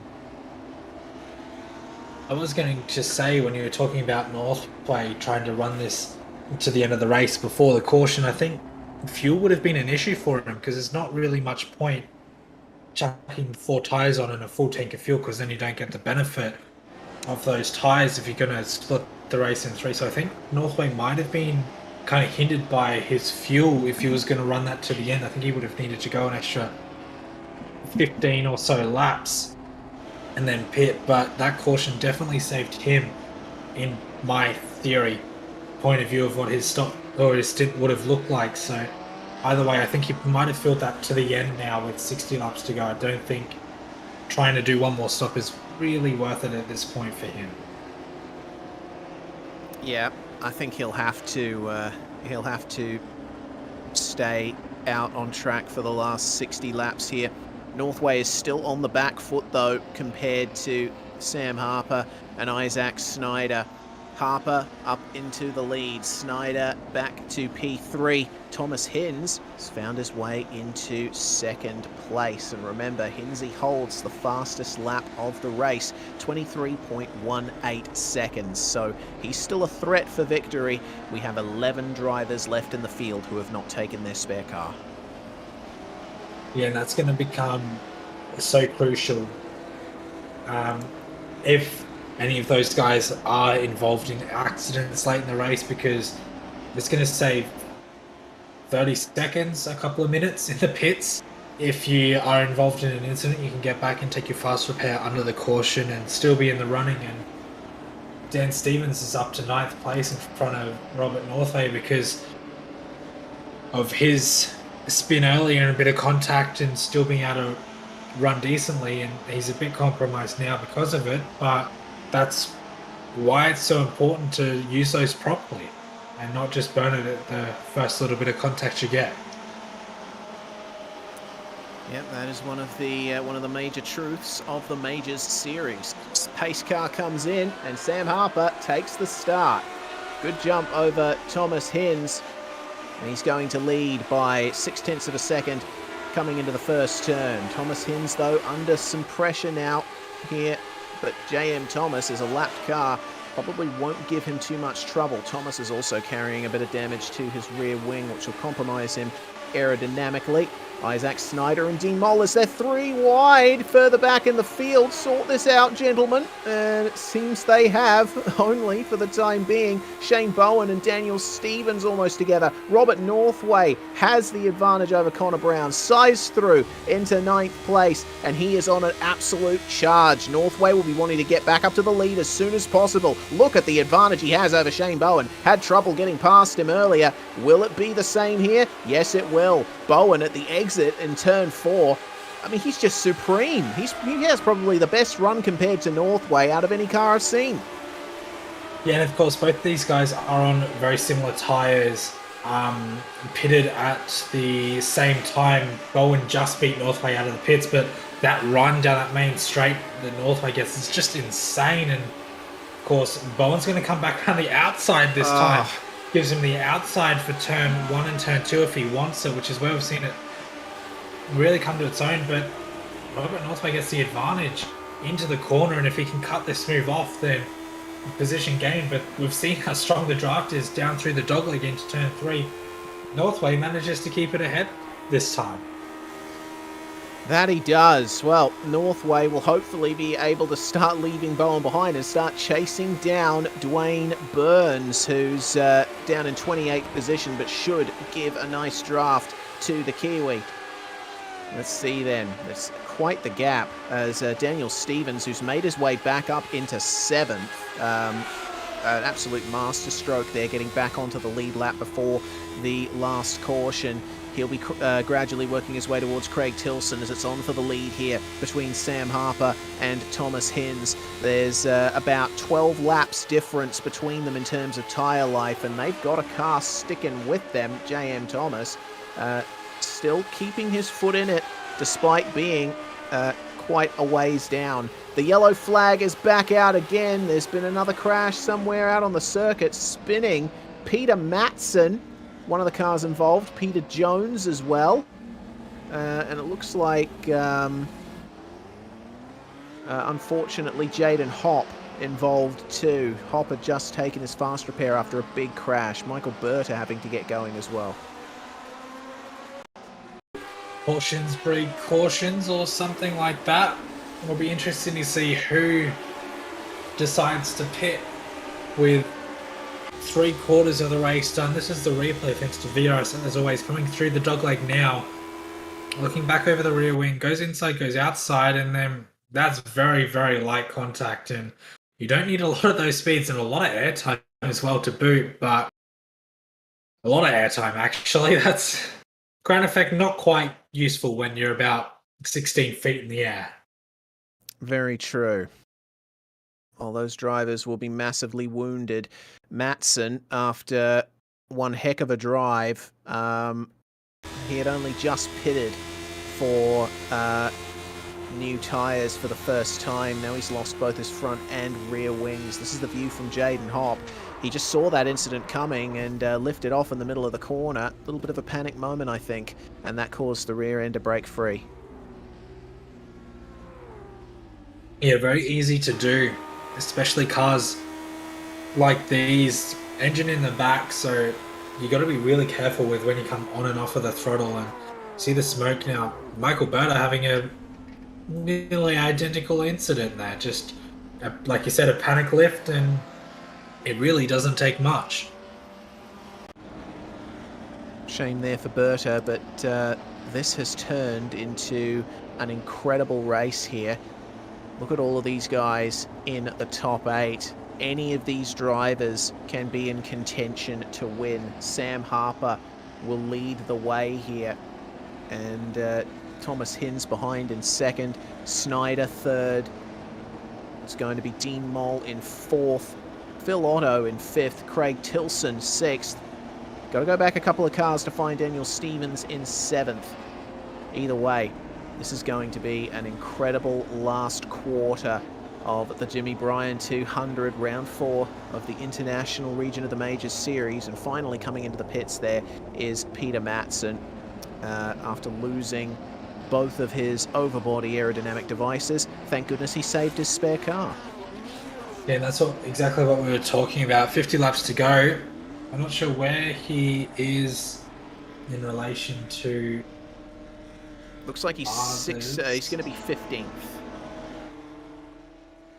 So it'll be a lap down, which is slightly unfortunate, but we've seen how many cautions we've had in the first 3 quarters of this race, so really won't take too much to get, well, hopefully not too much to get back onto the lead lap. And with a fresh car, he's in a very prime position to do that, although he is quite a ways through the pack at the same time. So let's refresh ourselves on tyre age here in the top 10. The youngest tyres in the top 10 belong to Robert Northway and Shane Bowen. They pitted 13 laps ago. The oldest tyres in the top 10, Daniel Stevens and Sam Harper. Their tyres are 75 laps old.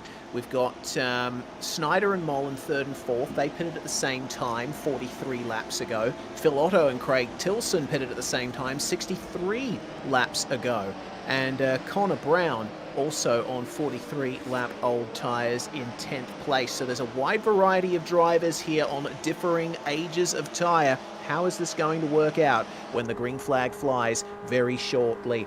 Sam Harper and Thomas Hinz, our top 2. Harper up 1 place, Hinsey up 11. It's been a magnificent drive from number 53 today. Let's see if he can hold on for the lead. Sam Harper goes and leaves them in his dust as the green flag flies to start lap 155.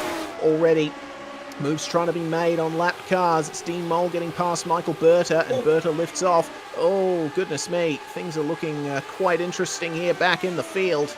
Oh, it's amazing to see how close the drivers are getting to an incident.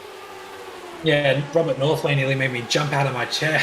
Got past Mulder and Bowen in absolute quick succession, and that was quite frightening. But he managed to make his way through. Now he's about second away from Dan Stevens for position, but Dan Stevens is in his own world of trouble as well, trying to get through those lap cars to get to the back of Phil Otto and Craig Tilson, who lead their pack. We see on screen now, and they are giving absolutely no space.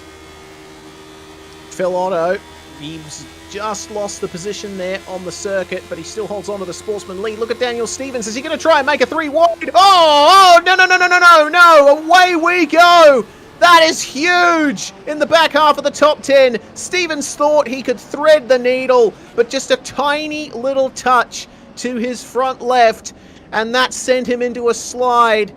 That's resulted in an enormous incident. Julian Mookie, again involved in a massive crash there, up on his roof. or on his roll bar rather. It is an open wheeler, open cockpit. And, well, I think that might just be a retirement there for Mookie. We'll get another view of it here. Focus on Daniel Stevens. He had Tilson and Otto fighting hard in front of him. There's Tilson on the inside at the bottom of the frame. But then the run happens here. The super strong draft. Stevens thinks, oh, I can go through the middle here. But then there just wasn't enough space. Just made contact with Tilson's right rear. Tilson got away with it, but looks like Phil Otto got absolutely wrapped up in all of that. And, oh, poor Julian Mookie. He was checking up for the incident and got rear-ended. No good deed goes unpunished, it seems. No, and I hope that Mookie is not in VR, because I feel sick just watching that, let alone being in the cockpit of that. That was so unfortunate for him. Dan Stevens was ever the opportunist, but I don't quite think that was the opportunity for him there. So after all that hard work to get back on the lead lap, his day is almost as good as done. I don't think he has his fast repair left, and it doesn't look like he does either. So that's really unfortunate for him and a dozen other drivers that we didn't get to see all of who was involved, because that was a massive incident with 40 laps to go. Well, I think Daniel Stevens is going to be guaranteed a multiple laps down finish at this stage. He'd already used his spare car and he is still in the lane getting that repaired. 30 seconds in there at the moment. Well, now that only leaves I think the top 11 cars still on the lead lap here. It's still Harper, Hins, Snyder and Moll, your top four. But the last car on the lead lap is now Gavin Barber, who is still in the position he started in, could still win this race potentially, depending on how things go for him. He did jump into the pits when the caution came out, so he's now on the freshest tyres out of all the drivers on the lead lap. It's going to be very interesting indeed to watch this race start. We have just under, well, I think we'll have bang on 40 laps to go, 41 laps to go when we go green. And like you said, a massive mix of tyres in that top 10, top 12 are on the lead lap. So it's really been a race of attrition. And for those, who's that? Northway, Owen and Josh Robertson, this could be a race-winning restart for them. That it could. Sam Harper is now the driver with the oldest set of tyres in the top 10. 82 laps. Thomas Hins' tyres are 70 laps old, with the display here showing when all the drivers last pitted. Of course, we've got Barber there pitting on lap 158, so he will have the tyre advantage at least once they get up to temperature at the end of this caution. Lights are off on the pace car. Now is the time for Sam Harper to gear up again for the next restart. This is the 14th caution that we've had tonight. It will come to an end momentarily. iRacing pace car pulls off into the lane. And now Sam Harper, all he needs to do is hit his marks. And he does very nicely here. It's a good response from Thomas Hins, though. He's going to have to keep Isaac Snyder behind him. Snyder is on tyres that are 20 laps fresher. Yeah, that was a very, very good restart by Sam Harper. You saw the Constantina effect down the straight, but this is really busy now. Oh, my goodness. Very close. That was Snyder and Moll nearly hitting the back of each other. Badjan and Thomas up ahead of them. Lapped car, causing some difficulties there. Moll is going to have to yield to Snyder here in the middle of turns 1 and 2. Oh, they just make contact, but they keep it together. Goodness me. Fantastic stuff. Very well held by both of them. What can Isaac Snyder do here to try and hold off Dean Moll now as we ride on board with the American for Kinetic Avatar? What an excellent race this has turned into. Any of these drivers in the top 10 could potentially take victory. Yeah, absolutely. Brown is our highest, well, he's our leader in Sportsman at the moment, and he's in 8th place, so that's a fantastic effort by him. Even he could win this overall, which would be just absolutely astounding, but it's on for the lead. Sam Harper has a mirror full of Thomas Hinds now coming around turn 1 and turn 2. Brown and Robertson. Robertson looking up the inside of turn 1 on Brown. Oh, geez, that was not much space left there. These guys are leaving nothing left to go. I don't know if they know big they're crash! still... Big crash! Isaac Snyder into the wall. The caution is back out. Oh, and that has involved a couple more cars in that. Oh, this is a big shame. And I think Isaac Snyder won't be too happy with the lap car of J.M. Thomas here. He was getting himself involved in the fight between Snyder and Mole for third. And, it just looks like a bit of latency here involved in this. Watch this incident as they come into turn 3. There's still a good amount of space between the cars, but Snyder just gets fired up into the barrier. I think, and then straight up in the air as well. Luckily there was only... Well, unlucky there were 2 cars involved in that after the initial contact, but could have been a lot worse with how close that mid-pack was bunched up. And yeah, Snyder's going to be very upset with that because Thomas has every right to try and get his lap back, but there's also a time and a place, and I don't think that was it because there was fight going on and not enough space, and unfortunately for Snyder, he has come absolute worst off out of that. Very true. Oh man, 35 laps to go. Does anyone decide to jump into the pit lane? Isaac Snyder, I think, has already used his spare car. Just using it now. He had to tow back to pit lane though, so he's going to lose a lot of time, fall off the lead lap as a result. That's a shame for Isaac. He was in proper top 3 contention for this race, but tell you what, the top 2 in the Pro Drivers standings lead this race in that order, Harper and Hinds.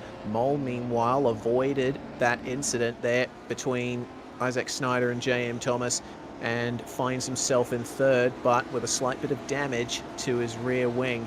That could result in some dramas further on down. Craig Tilson in 4th. Robert Northway working his way up into the top 5. He is still in contention. The top 7 cars in the race still have their fast repair in hand. Yeah, and as we've said, there's been so many cautions. That's going to become so crucial, although with 34 laps to go, you don't really want to be using or be in the situation where you have to use a fast repair this late in the race, because that means you're involved in an incident and you don't have much time to come back. So good to have that in hand for those in the top 8, but it also comes with a risk of, that means you're involved in an incident. Northway's had a relatively straightforward race minus his spin, so being in 5th position is a very good position for him to be in. Thomas Hinds is up 11 spots. Sam Harper has had a quotation marks quiet race, only up 1 spot, but it's been anything but that. So like you said, anyone in the top 10 can win this race still, because only 10 cars are left on the lead lap. But even Ryan Mulder or Peter Matson could get this one done if there's a very lucky caution for them. But still 33 laps to go, 32 when we go green, is going to be very interesting to see how this plays out. Oh, deep breath, everybody. Deep breath. Have a look at how many marbles there are up at the top of turns 1 and 2 there. Incredible.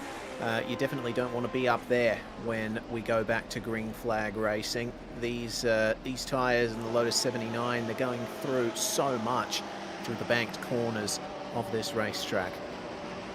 Either way, we're coming to the end now of the 15th caution of the night in the Jimmy Bryan 200, and Sam Harper is going to lead them away once more.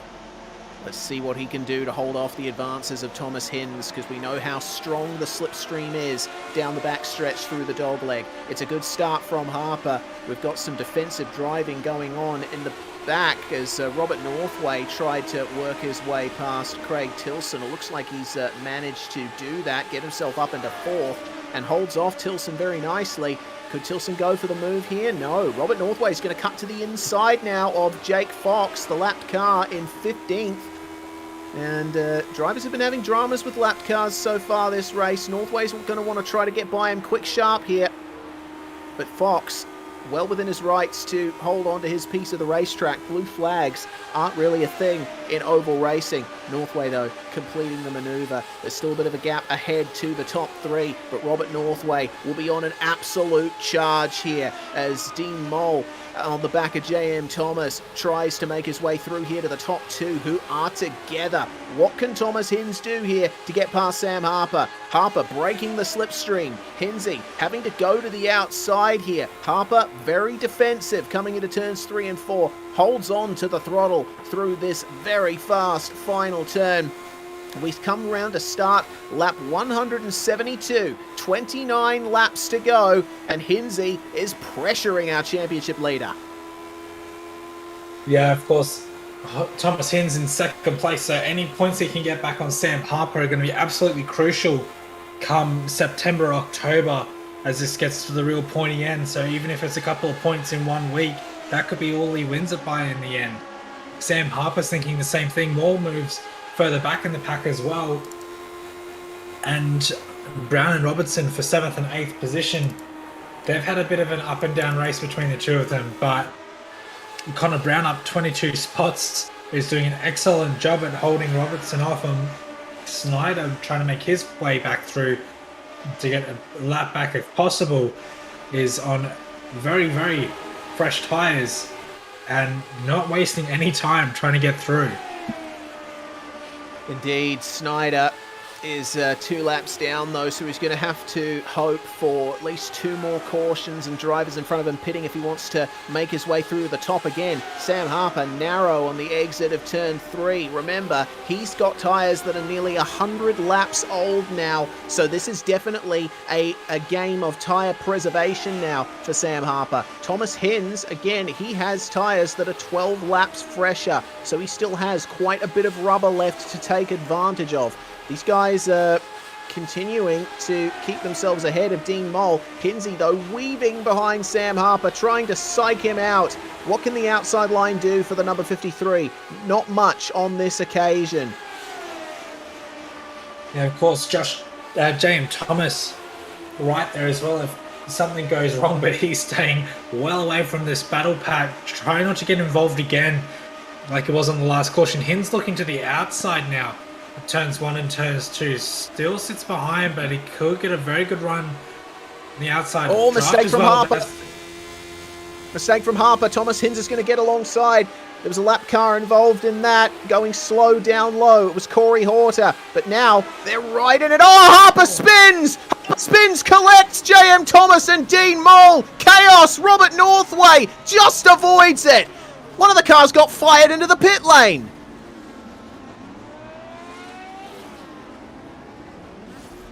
That was JM Thomas who got thrown into the pit lane. That has completely changed the face of the race. Thomas Hinz leads.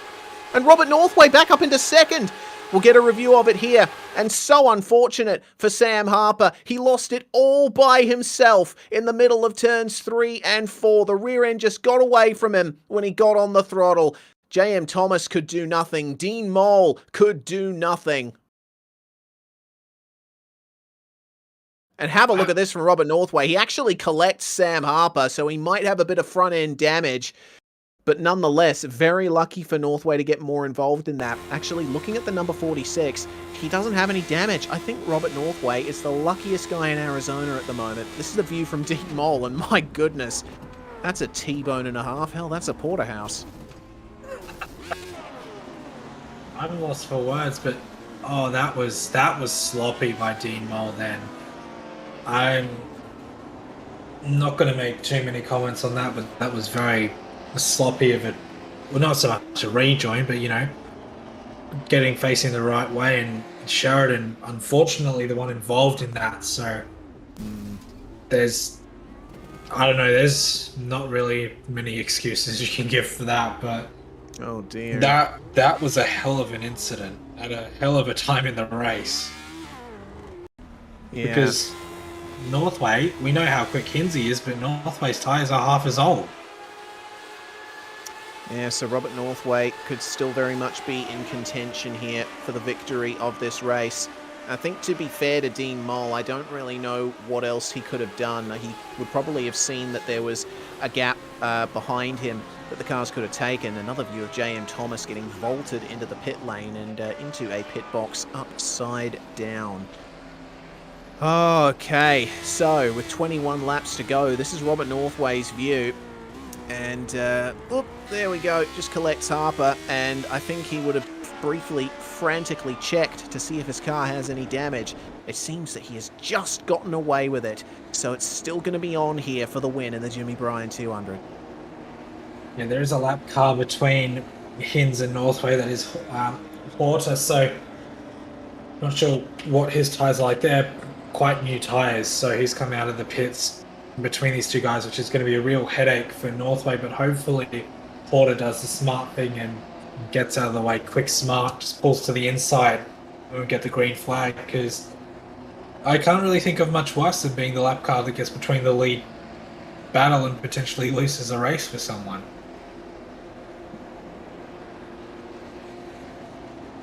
Well, whatever happens from here on out, with Sam Harper rejoining the circuit, taking his fast repair in 15th place. If Thomas Hins can hold on for the win, even if he can hold on for a podium, that's going to massively diminish Sam Harper's championship lead by the time we get to the next round, which is the Porsche Cup wildcard.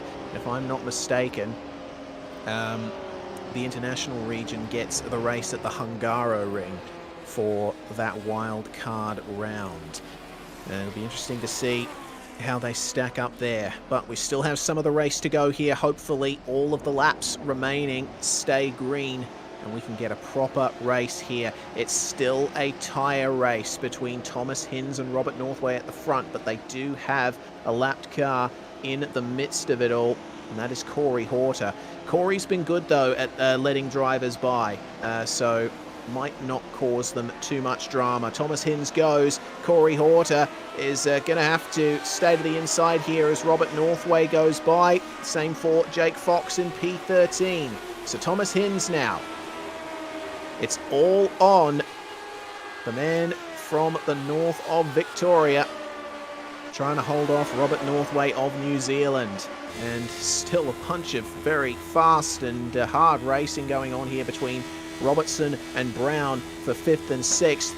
Connor Brown, he's got a couple of lap cars ahead of him here that might make life difficult for him. Robertson could take advantage here. Got to keep it nice and smooth through turns 1 and 2. Yeah, very difficult position for Robertson right now. He's got that move right there for him to take, but all those lap cars, like you said, have been less than ideal for him. It is slowing Brown down a little bit, but not really the calmest way to get it done. 17 laps to go, so it is absolutely crunch time for these guys. We've got 5th, 6th, and 7th separated by 0.2 of a second. That's Brown, Robertson, and Barber, who we're on board with now through turns 3 and turns 4. Bit of lap traffic to the outside is Burns, who does a pretty good job of trying to get out of the way of everyone else, but then it's just Constantina again through turn 1 and 2. Gap at the lead is 0.4 of a second though. Robert Northway is maximizing his tyre advantage right now. Quickest lap of the race last lap, 22.9. So I think that's first driver into the 22s during the race session is absolutely flying. It is 0.2 between him and Hins now with 15 laps to go.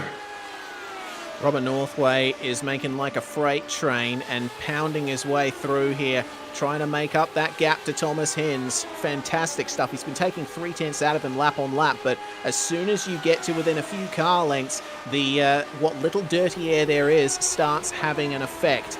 And what can Northway do here to try and make the move? Oh, he almost gets into the wall on the exit of turns 1 and 2. But have a look at how strong the slipstream is. He's right behind Thomas Hins now on the way into turn 3 as this battle continues further back for 5th and 6th. Oh, Hinsey getting into the wall. And there we go. Jake Fox spinning on the front stretch. He collected the wall himself. That has brought the caution back out once more. Is that the 17th caution we've had so far?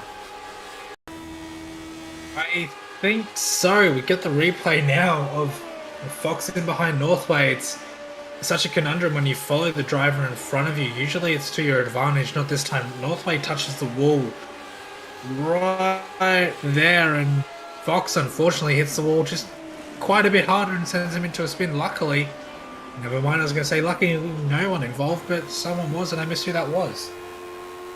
As we ride on board with Northway here, we'll see that slight little wall hit ever so close. Oh, that was a big old thump that Northway would have felt. Looking at the other car involved, it was Shane Bowen who had to take avoiding action for Jake Fox, and he's going to jump into the lane, get those last few bits repaired. He still has his spare car though, so Bowen won't lose too much out of this. He'll still stay on the lead lap. That is crucial, and hasn't changed his tyres either. So I think Bowen is probably going to have to settle for a position just outside the top 5 at this rate. But crucially, it's still on for the lead between Thomas Hinz and Robert Northway. Maybe a slight bit of suspension damage for Robert, though. Will that affect him? He was very fast before that point. Yeah, even a 10th or 2 slower for Northway is going to ruin his race. He still has the tyre advantage, 50 laps on his tyres compared to 100 on Hinsey and Tilson in front and behind respectively. So massive tyre advantage for Northway, but like you said, maybe a little bit of suspension damage is going to make it so much harder to carry that speed through the corners, which is where he has the advantage. Like, yes, he has the slipstream down the straight, but that tyre advantage is everything for him at the moment. And if he can't maximize that, then he's going to have to settle for second place. This is going to be a very tense final couple of laps here. The lights on the iRacing pace car stay on. We're going to have, I believe, 8 laps to go when we go green. Oh boy. Dean Moll's also in a pretty good spot here. His tyres are only 11 laps old, and he's currently in 7th. Shane Bowen just coming out of the pits into 9th. So let's keep an eye out for Dean Moll in the final few laps. In terms of lapped cars in the middle of these top 10 fights, we've got Isaac Snyder in 13th. He's just behind 3rd Craig Tilson. We've got Ryan Mulder in 10th, the first car a lap down, just ahead of Connor Brown and Gavin Barber, P4 and 5. Joshua Robertson and Dean Moll just behind them as well. So it's going to be a proper 4-way fight for 4th place if those lapped cars end up causing some trouble for these guys. Yeah, we've seen that happen time and time again. Some of them have been really good at getting out of the way, but a lot of the fast guys have been involved in incidents as well, so they have the pace to fight guys in front. But we saw with James Thomas getting involved with Snyder a few laps ago, ruined his race as well. So luckily Hinsey and Northway don't have too much to worry about. Actually, I think the top 5 are safe from lapped cars, so that's important for their race. But actually, I think lap cars have been dropped down to behind Shane Bowen, which is exactly what we want from our point of view and what they would want as well, because everyone on the lead lap is now nose to tail with no lap cars in the way. So this is going to be awesome. All right. Let's get started then. Thomas Hinz, with 8 laps to go when they cross the line, is going to lead this restart. How early does he decide to go? Is Robert Northway taken by surprise? Northway shadowing Hinsey, and there we go. We are away. Hopefully that's the final caution of the night. We'll be racing to the end here at the Jimmy Bryan 200. Northway is nice and close here to Thomas Hinz. Again, you mentioned the tyre advantage, Brad. This is going to be a fun finish. If Northway wants to make the move, he has to make it soon, and he's going to stick it up the inside into turn 3. Just kisses the apron, though. Loses a bit of momentum on the inside. Thomas Hinz is going to lead the way out of the final corner. coming around to start lap 194. Northway sticks it up the inside again into turns 1 and 2, and he gets it done ever so briefly. Hinsey has to check up here. They make contact, the two leaders. Hinsey's going to cut back down on Robert Northway. Going to have the inside line into turn 3. Oh, this is absolutely neck and neck between the leaders. Northway started this race on pole. He has so much to race for. Thomas Hinz with one of the best drives through the field. Oh, just slightly cutting him off there on the way into turns 1 and 2. Northway with the outside exit can have a slight advantage, but Hinsey's going to take advantage of the slipstream. This is going to be a fantastic finish, Brad. Yeah, if Northway can hold on for one more lap, I think he can have this race as well as done.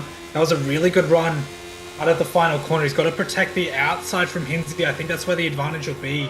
If Hinsey can carry the speed through the banking, side by side behind as well. Nearly contact as well, that's insane. Northway got an awful run out of turn 2 though. Hinsey came out at him. Northway chopped his nose off. Northway has a slight advantage coming up to 4 laps to go side by side. I think that's for 5th and 6th Dean position. Mole up into 5th. And Dean Mold tires 11 laps old. He's carrying so much speed through the corner, looking up the inside of Brown now for 5th position. Barber 2/10 up the road. This is absolutely nuts. Snyder just up the road from these guys as well, trying to get out of the way as quickly as he can. But Northway still holds the advantage into turn 1 with 4 laps to go. But Hinsey is not making this easy for him. Absolutely not. They are almost diffuser to front wing, these two cars, with just 2 laps to go when they cross the line. This is going to be all on here. Hinsey, I think, is biding his time. He's waiting to make that move so that Northway can't come back at him. Northway's going to have to stretch these tyres to their absolute maximum. Here we go then. What is the slipstream like for Thomas Hinz all the way down to the curb at the dogleg? Northway still holding on to about a car length's worth of lead, but Hinsey gets a slightly better exit. He's got the run down the final front stretch as they get the white flag. Trying up the inside, Northway says, no, I will not give you room. Hinsey just scrubbing those front tyres, trying to keep it out of the wall. What a drive it has been for Robert Northway. Hinsey's not going to be able to come back at him now. From pole position, went for the pit stop strategy, pitting 3 times in this race, and he's going to take the Jimmy Bryan 200, just 600ths ahead of Thomas Hinz. What a finish that was. Dean Mole, meanwhile, made his way past Gavin Barber and into 4th. But big shout out to the 022 of Craig Tilson, finishing 3rd. Magnificent job. Yeah, that was a very under-the-radar podium for Craig Tilson for the most part, because he wasn't in the battle for 4th and he wasn't in the battle for the lead, but plenty of clean air for him, and that race was a bit of an uphill battle, but under a 1/10 of a second for Sportsman win as well. Brown just edging out Robertson. They were locked for a good portion of that race, and my God, that was a bit of a struggle to get to those last 30 laps, but my God, was it worth it. Absolutely. Wow, what a finish. And Robert Northway can celebrate. That was a very well-played strategy from the Kiwi, going for those frequent tyre stops throughout the race and keeping the fuel tank nice and light. He was able to work his way back up through the field 3 times and, crucially, stay out of the worst of the incidents that brought out the cautions here tonight. Well, he will pull over onto the front stretch and begin his victory celebrations, and he'll certainly be happy with this one. Remember, Northway was 10th in the championship coming into this round, so this is going to be a great move for him up the championship standings. He's going for the reverse lap in terms of victory. Well, we'll let him drive off into the sunset as we go through the unofficial race results. Northway by 700ths from Thomas Hinz. Craig Tilson comes home 4 seconds behind.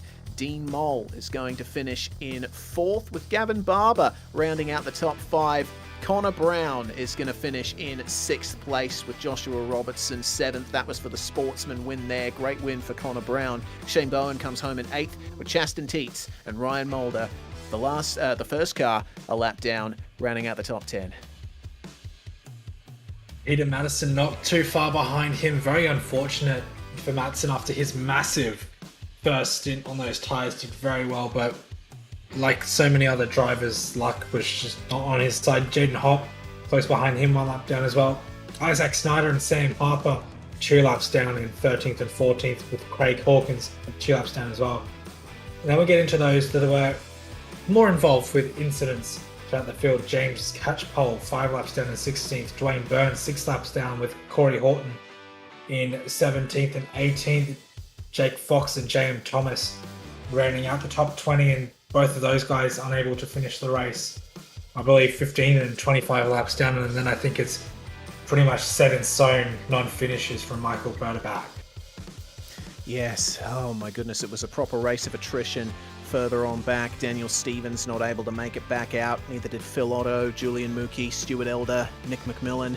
Peter Jones is one of the drivers who will have his heart broken here tonight. He went well enough for 9th in pre-qualifying, but 52 laps from the end, unfortunately taken out in an incident that brought out one of the cautions. Max Riley and Dave Trevethan, 112 laps from the end, retired. Jonathan Bean, Colin Bruns and Matt Chalker, the last of our drivers. Adam Johnson did not take to the start, 34th and last on the grid, unfortunately not electing to go for the race.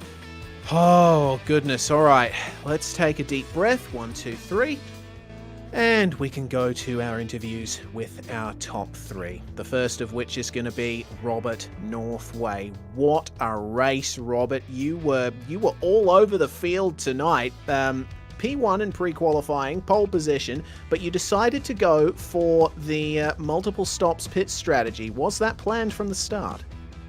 100%. I even set the car up based on that, because the balance of the car with full fuel tank was such an extreme difference between light and heavy. I figured just do a low fuel tank and just pit 3 times and deal with traffic. Deal with traffic you did, but there was a proper heart and mouth moment for the incident that brought out the final caution. Did you how did it look from your perspective when Sam Harper spun up ahead of you? Scary. That's the only way to describe it. I thought there was no way I was getting through that, and I think I got a little bit lucky with a bit of net code that actually sent me through it without damage. I think I got really lucky in that instance. Well, just your thoughts on the final battle with Thomas Hins in the final few laps. It looked like an excellent battle from our perspective. Very hard, but crucially kept it clean as well, though it did get close at times. Oh, 100%, but I know Thomas Hins is a bloody good driver, and I know I can kind of trust him not to push him hard without him making a mistake. I must admit, he must be getting sick of racing us KSR guys this weekend. 2 races last night and TCO's racing us, and now tonight. But no, it was a really good battle between me and him there. I did kind of take a bit of a luxury knowing he's fighting for the championship, so I kind of went a wee bit more aggressive than I would be if I was in the fight. And speaking of the championship, you were 10th in the standings coming into this round, but the win here should give you a lovely points haul and get your season on track, potentially threatening for top 5 at this stage.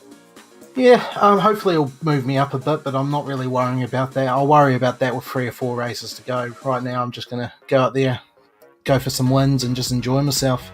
If it comes down to the last few races, then I'll think championship. All right, well, we'll let you continue to celebrate this victory, Robert, but before we do, anyone you'd like to thank for your victory tonight? Probably my wife. She's been looking after the kid a lot this week while I've been practicing, so I owe her one now. All right, Robert Northway there, race winner here in the Jimmy Bryan 200. Second place on the road by only 700ths was Thomas Hins, stood by with Brad Wingard. Hinsey, all I can say is, wow, that was absolutely insane. I'll ask a similar question as Reese asked. Robert, can you give us your point of view of that last restart? Because that was insane. Yeah, no, it was awesome. That was awesome. Really good. Kudos to Rob. You know, he just set up beautifully, got the move done. I mean, it was a good credit to him for, you know, he's like, oh, you know, I hope I wasn't too aggressive with you, but I was like, well, you know, his last few laps, you got to go for it. So he was absolutely fine. So no, he earned that move, got it done, covered it off. defended beautifully. Like, it was just a beautiful drive from Rob. So really big kudos to Rob. He drove a perfect race. And tried to keep ahead, but obviously got it done. I was hoping to hold on the outside, but wasn't able to with those warm tyres, as I wasn't quite holding like I was before. Just tried to get him back, weren't able to, but awesome fun. I'll happily take second though. That's way better than I thought I'd go in these things, because I'm useless usually in open wheelers on any sim, but particularly iRacing. So I'll happily take that for sure. Yeah, that'll definitely help your championship. Not sure if you're thinking about that yet, but of course Sam Harper finishing 14th, you finishing second helps that tremendously. It was only 0.07 of a second at the end, so you really took it right down to the wire. There were a lot of strategy options in the racing tonight. Did you have one picked out before the race, or will you just try and run as long as I can and then see where we get at about a lap 150? I didn't know initially. I was doing laps, so I did a lot of my initial practice laps on the full fuel, and then I was wondering why I was way slow, and I was like, surely this set can't be that far off. That's why I sort of realised that it's the half tanks seemed to be the optimum strategy. And it made sense to why the major set had a half tank race. I did see the half race set, and I was like, why is there a half race set? That seems weird. My plebby brain took a while to click, figured with the info I had, I thought half race seems to be the way. It was just basically keep going, pit around halfway somewhere. Helpfully with the tyres, they did last really well. They didn't really fade very much. I mean, it was getting a little bit loose towards the end of that second stint, but really they held very well. It makes sense with the big fat tyres they are, so that I knew that if I pitted roughly halfway, the tyres would probably keep their pace pretty much to the end. Strategy ended up working out well, which is good. Managed to pit at a good time, so I didn't go down a lap or anything. Lots of luck, lots of good luck, which I'll take because it doesn't usually happen very often these days. So definitely take it. Yeah, you got to take luck while you can, and your pace was definitely there throughout the race. You had the fastest lap for the majority of it until I think the last 30 laps when Northway decided to go on his charge back up through the field, which was just a pleasure to watch as you coming from 13th to 2nd. That was awesome. Of course, next round we go to the Hungaroring, the Porsches. Any pre-thoughts on that? I asked you that last time when we finished at Oran Park, and you said you'll probably start testing the week before the race. So slightly different car, very different track. Any pre-thoughts on that? Hopefully do alright. I mean, it's back on sort of the area that I'm a bit more familiar with, so hopefully we'll be a bit more familiar with it and all that. But the usual practice schedule will be the same. I'll just rock up the week before, get the laps done and do it, as I always do, because that's, just usually work is the reason why for me. It's hard to get it all done early, and that's just how I am. I'm terrible with practice, I'm awful with getting motivation to do it, so I just wing everything because, why not? Just keeps life spicy, I suppose. But it'll be interesting to see with the Porsches. Hopefully I can get another couple of good results, because it'll definitely be more, obviously, back into something I'm definitely more familiar with. Awesome. Well, we look forward to that in a couple of weeks' time. Before we let you go, is there anyone you'd like to thank tonight? Obviously Henry for starters, because he whipped up that livery and it looked absolutely fantastic, and he whipped that up like he always does. Just said, "Yep, Majors is this car." He's like, "Yep, got it done." Races this date. Yep, cool. Gets it done as he always does. Absolutely awesome work he always does with his paints. So big thanks to Henry for making such a looker of a car. Not usually a fan of the flame style, but Henry, as always, he makes anything look amazing. So it's just Henry sort of to a T. I guess thanks to the Majors Garage in a way, because I used that set for that one and it seemed to work really well. So credit to Majors Garage. If you need sets for Majors, place to go. There's a good plug that they did not pay me for, I swear. Other than that, just big thanks to the Majors crew in general. They always put on great shows, I always say. Awesome fun, great stuff. And big thanks to you guys for what I'm sure was a fantastic broadcast. So thank you very much. Awesome. Thank you, Hinsey. We will see you at the Hungaroring in a couple of weeks' time. Thank you, guys. Brilliant stuff there from Thomas Hins, the final driver we're going to have a chat to tonight. A magnificent third place for the 022 of Craig Tilson. Welcome, Craig. You pitted around the same time as Thomas Hins, so your tyres were probably feeling kind of substandard by the end, at least from my uneducated perspective. How did they feel for you? Thanks for that. The tyres felt pretty good actually because we're getting quite a few yellows, so I was able to heat sight the tyres and get them to just stay in really. It was quite the chaotic race. What do you think was the most heart-in-mouth moment for you? Because you were involved in quite a bit of that action. Yeah, I had quite a bit of wheel rubbing and my car was getting very light in the front end. And I did come up on a couple of people, which wasn't nice. But the heart stopper was 2 cars spinning on the front straight just under the start finish. I managed to drive between them. Otherwise, I was toast. Yeah, certainly got very close a few times there. Well, you're 23rd in the standings coming into this round, and a podium finish here at Phoenix is going to absolutely rocket you up the standings, I'd imagine. Yeah, no, that's pretty exciting. Considering that's only my second race in the majors, I haven't really done any series before, so yeah, I'm pretty chuffed. As you should be, mate. Well, congratulations for your podium once more. Who do you have to thank for it? Oh, I've got a couple of people that sort of help support me. Gavin Barber, he's certainly given me some sort of tips of driving, and that's about all, really. Well, thanks very much for joining us, Craig Tilson. Hopefully get a chance to chat to you after the next round, which is going to be taking place at the Hungaroring. Brad, in the Porsches. Looking forward to this one. It's the Porsche Cup wildcard. We'll be able to catch that on the 30th of April. Porsches around Hungary. It's a very tight, twisty track, but it is a Formula One circuit, so it should be nice and smooth, nice and wide. We should get some good racing. Yeah, we definitely should. And of course, Hungary is the Monaco with trees or something like that. I should have looked up that line before I said it. So could be a very good race. That middle section we know is so twisty and tight, but plenty of opportunities to make some passes in some slower cars that aren't Formula One cars. So I'm very excited to see how that plays out in that long straight into turn 1. Going to throw up some awesome passing opportunities as well. That it should. We hope that you'll be able to join us for that on YouTube, on Facebook, and on Twitch as well. One more time, we want to highlight the charity that we're supporting for this round of the Majors series, the Tomorrow Fund, as Robert Northway celebrates his victory over the start-finish line. If you want to support the Tomorrow Fund, providing daily financial and emotional support to children with cancer and their families, get on to tomorrowfund.org and donate now. They depend on people like you. They rely solely on contributions to fund their programs.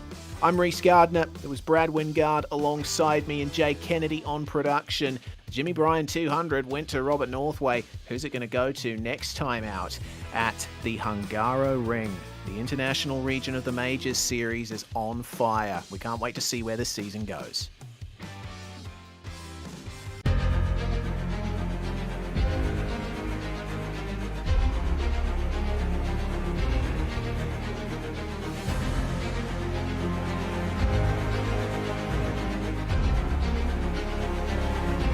Fantastic. This is GT racing right now. He's got traction. He's going with the outside. Both of them. Maloney. Oh, he's taken Anderson. Anderson's up to him. Oh, my God. Big crash. Oh, my goodness. Half the field's going to get rolled. Second very close. These guys, I want to make their way through the field very quickly. Oh, there we go. Oh, no. That's massive. This is it. This is over. I can't believe this. Oh, my God. God, what?